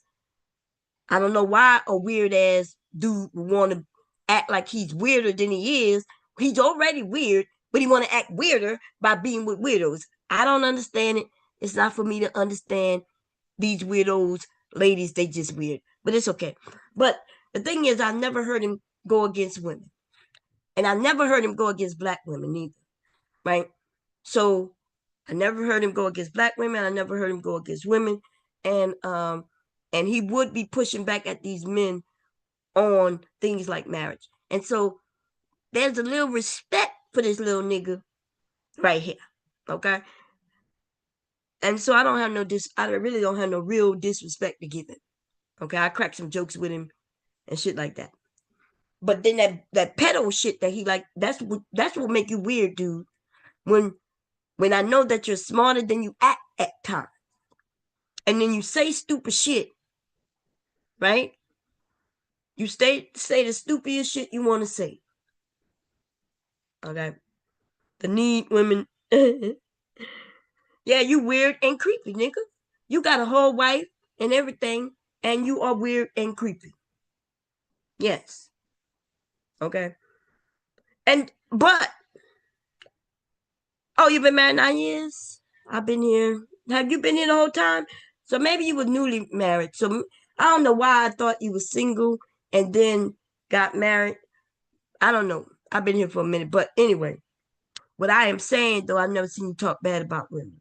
And on top of that, I've seen you in your business mode and you are really like talking professional, taking care of your business. And I respect it. I respect it. I may crack some motherfucking jokes on you and shit, but I respect it. Okay? Yeah, you I know you be trolling. That's what I'm saying. Weird and creepy trolling. Okay? And that's why I can't really never really go at you because there's a level of respect right there. Okay? That's a level of respect. Okay? Anyway, so y'all, I'ma go. But keep your weird, creepy ass, okay, in your own little space. No, I'm just messing with you.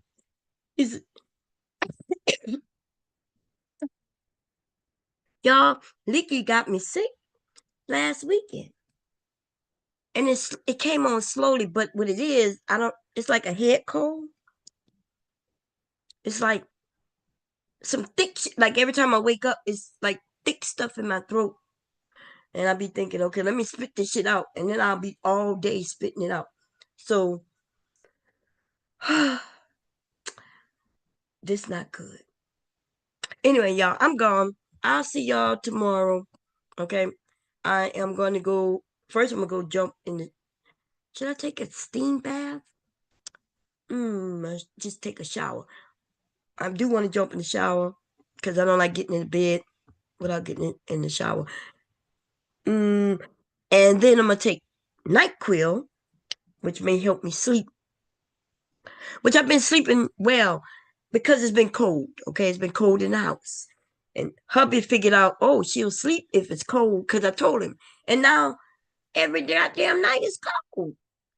But I promise you, I'd rather be cold than hot. Okay, so I'm okay with it. But that might be why I'm sick. Mm-hmm. Yeah. I don't think they were thinking about that, right? He heard me say I sleep well when it's cold, but he never thought, hey, she might get sick. Somebody had the goddamn air conditioner on, and it's like 30 something degrees outside. Somebody in my house did that. Okay. And I'm gonna tell you, I think it was Leaky's dad, because he is always the carpenter. I have to change every year. I have to change the code on the thermostat. I lock it every year. I have to do that for him, for that one, because he will put on the heat or the air when it's inappropriate. Okay. And so I changed the code, but then my lazy ass, like, I'll be like, hey, it's hot. Can you go turn the air on? And he'll go down there and he said, I can't, the code been changed. And then I'll give him the goddamn code. And then he has the code. Hubby be like, why you change it? Just so you could give it to him. I'd be like, man, I didn't want to go downstairs. Now the truth is I think I could sign in on my phone and make changes from my phone. But bomb is, I don't know. I just need to sign into the account and then I can control everything in this house from my phone.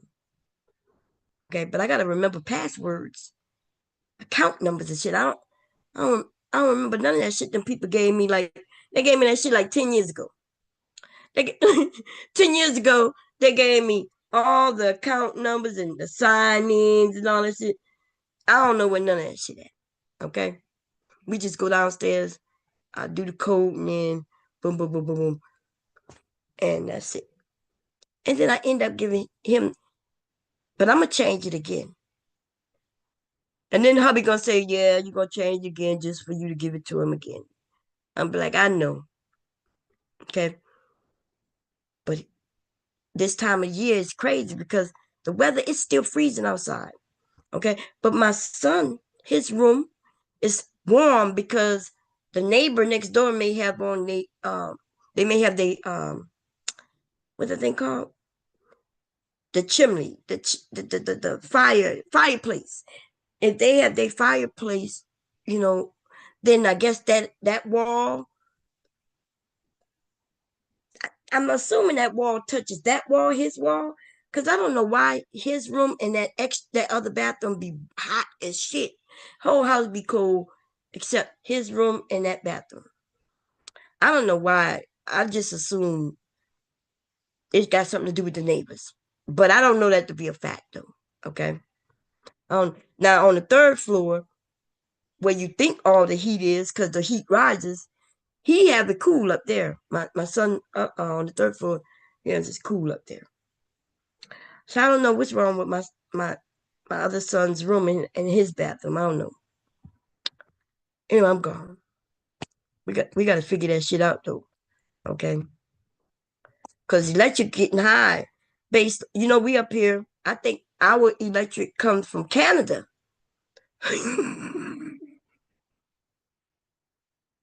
hope not, boy. Listen, I'm I don't look at no bills. I haven't looked at bills for gotta be 20 years now. No bill. Zero bills. I only get the handle the bills when something go terribly wrong. Some shit go terribly wrong, and then Bomb is here to handle it, right? Like what happened with the cell phones and shit. And I had to take care of that. It took me months. It actually took 2 years to take care of that shit. Right. But I don't pay no bills. I ain't opening no bills. But if something go wrong with the electric, I might have to open a bill. Hubby gonna be like, I might need you to call these people. Okay. I'm hearing people bills is in the like $700. Now my bill shouldn't be that because I have a guaranteed price for 3 fucking years, and I just signed up with that shit like in November, October, November. And I went and looked in the email for the confirmation, and I have a guaranteed fucking price per kilowatt. And them bitches better not charge me more, because I'm going to sue their ass, okay? I ain't playing. They better not play with me. And for the rest of the people who didn't take them deals, that's on them. Okay? Last year, we got hit hard because my deal had expired and I didn't keep up on it. And in 1 month, our bill was $700 fucking dollars. And I think it was a month when, these people be claiming, oh, we needed the energy. We had to buy energy for somebody else. And because we had to buy energy from somewhere else, then your price goes up because our price went up. And that's what they do if you don't have a guaranteed price. Okay? You don't have a guaranteed price per kilowatt, then your ass is going to be in trouble because they're going to adjust it how they want it. Okay? So if you can find somebody who's offering guaranteed prices, you better hurry up and call their ass. Okay? See, I asked hubby, I told hubby, I said, look, if the price go up, you got to let me know right away. Hey, Vanessa, she said, Mom, did you say, yeah, 411? Vanessa, I'm just, yeah, I'm only 411. Okay? Uh, and a quarter. And I may have lost that quarter, They say you shrink a little bit with age. Look, when I went in the military though, I was kind of cheating a little bit, a tiny bit. I was standing straight, straight, straight. And I was kind of trying to get on my tippy toes as much as I could. I even had on a thicker heel on my shoe. Now I don't remember if they made me take off my shoes. Okay, so to get in basic, I didn't have to take off my shoe. But to get out while I was in basic, I was trying, I was trying to stand tall so I can, hold more weight. I was short as hell. Look, I remember when I couldn't go over like 90, I think it was 97 pounds. And I was over 97 pounds, like 102 pounds, and they considered me overweight. But they had to take me, and I had 0% of fat. But I was overweight because, I'm built a certain way, girl. I'm built a certain way. Okay. Built like my mama, baby. Something like my mama. I got some aunties. Um, I think the only person in my whole family, I got one cousin whose butt is bigger than mine, right? Her butt was big as my mom. My mom butt was bigger than mine. My mom butt was probably the biggest that even exists, right? Um, and so, oh my God, girl, we short. But my cousin, who butt is like my mom, she's tall. So she's taller. So, but yeah, she looked like you could see her butt from a whole mile away. And I ain't joking neither. I seen it from a mile away. I was like, wait a minute, is that Mookie? She was walking away. You could see her big ass from a mile away, girl. I'm not joking. Okay. Yeah. That's how my mom was built too. But my mom was short like me. And so yeah. My mom had a couple of more inches on it, y'all. I'm only at 54 inches. No, that's when I'm not with the weight gain. With the weight gain, my butt goes to it's like 58, 59 inches round. That's the largest it's been. At my largest weight. I'm nowhere near my largest weight right now. But my largest weight, my butt was huge. And then when I lost all the weight, it only went down by like 2 inches. It went to 56 inches with me being thin. Yeah, I don't remember having all that butt as a kid, and I don't remember having all that butt first. Well, I guess it was big, but I just didn't never see it. I was trying to hide it. Big butts wasn't always in. Okay, big butts didn't come in until later. Till later. And don't go get no big butts, ladies, cause your back gonna hurt. Okay. Trust and believe me. I don't know why y'all doing it. Weird legs. Look, if you're gonna go get your butt done, get your thighs done too or something. Looking like a bird, looking like a chicken. I don't even know what the hell they be looking like. Like they got chicken legs with a big butt in the back. Looking like they got on a diaper. In fact, since you look like you got a diaper on, instead of spending thousands of dollars to look like you got a diaper on, just go and get some diapers. Sounds like a good idea to me. Go get you some adult Pampers, put that shit on, and put on some jeans, and now you got your donkey donk. And then when you ready to take it off, you look normal and shit. And then you ain't got to spend no 16,000, 30,000. I don't know how much that shit costs, but go get you some diapers, ladies. Go get you some diapers. Um, and then your back won't hurt. That's all I got to say. I'm rambling, and I gotta go because I can barely breathe. I'm gonna take this NyQuil and try to lay down. And I'll see y'all all tomorrow, okay? Um, yeah, I haven't sold nothing. Did I sold anything this week? Zero. I sold nothing. And I bought fabrics last week in and then sold shit this weekend.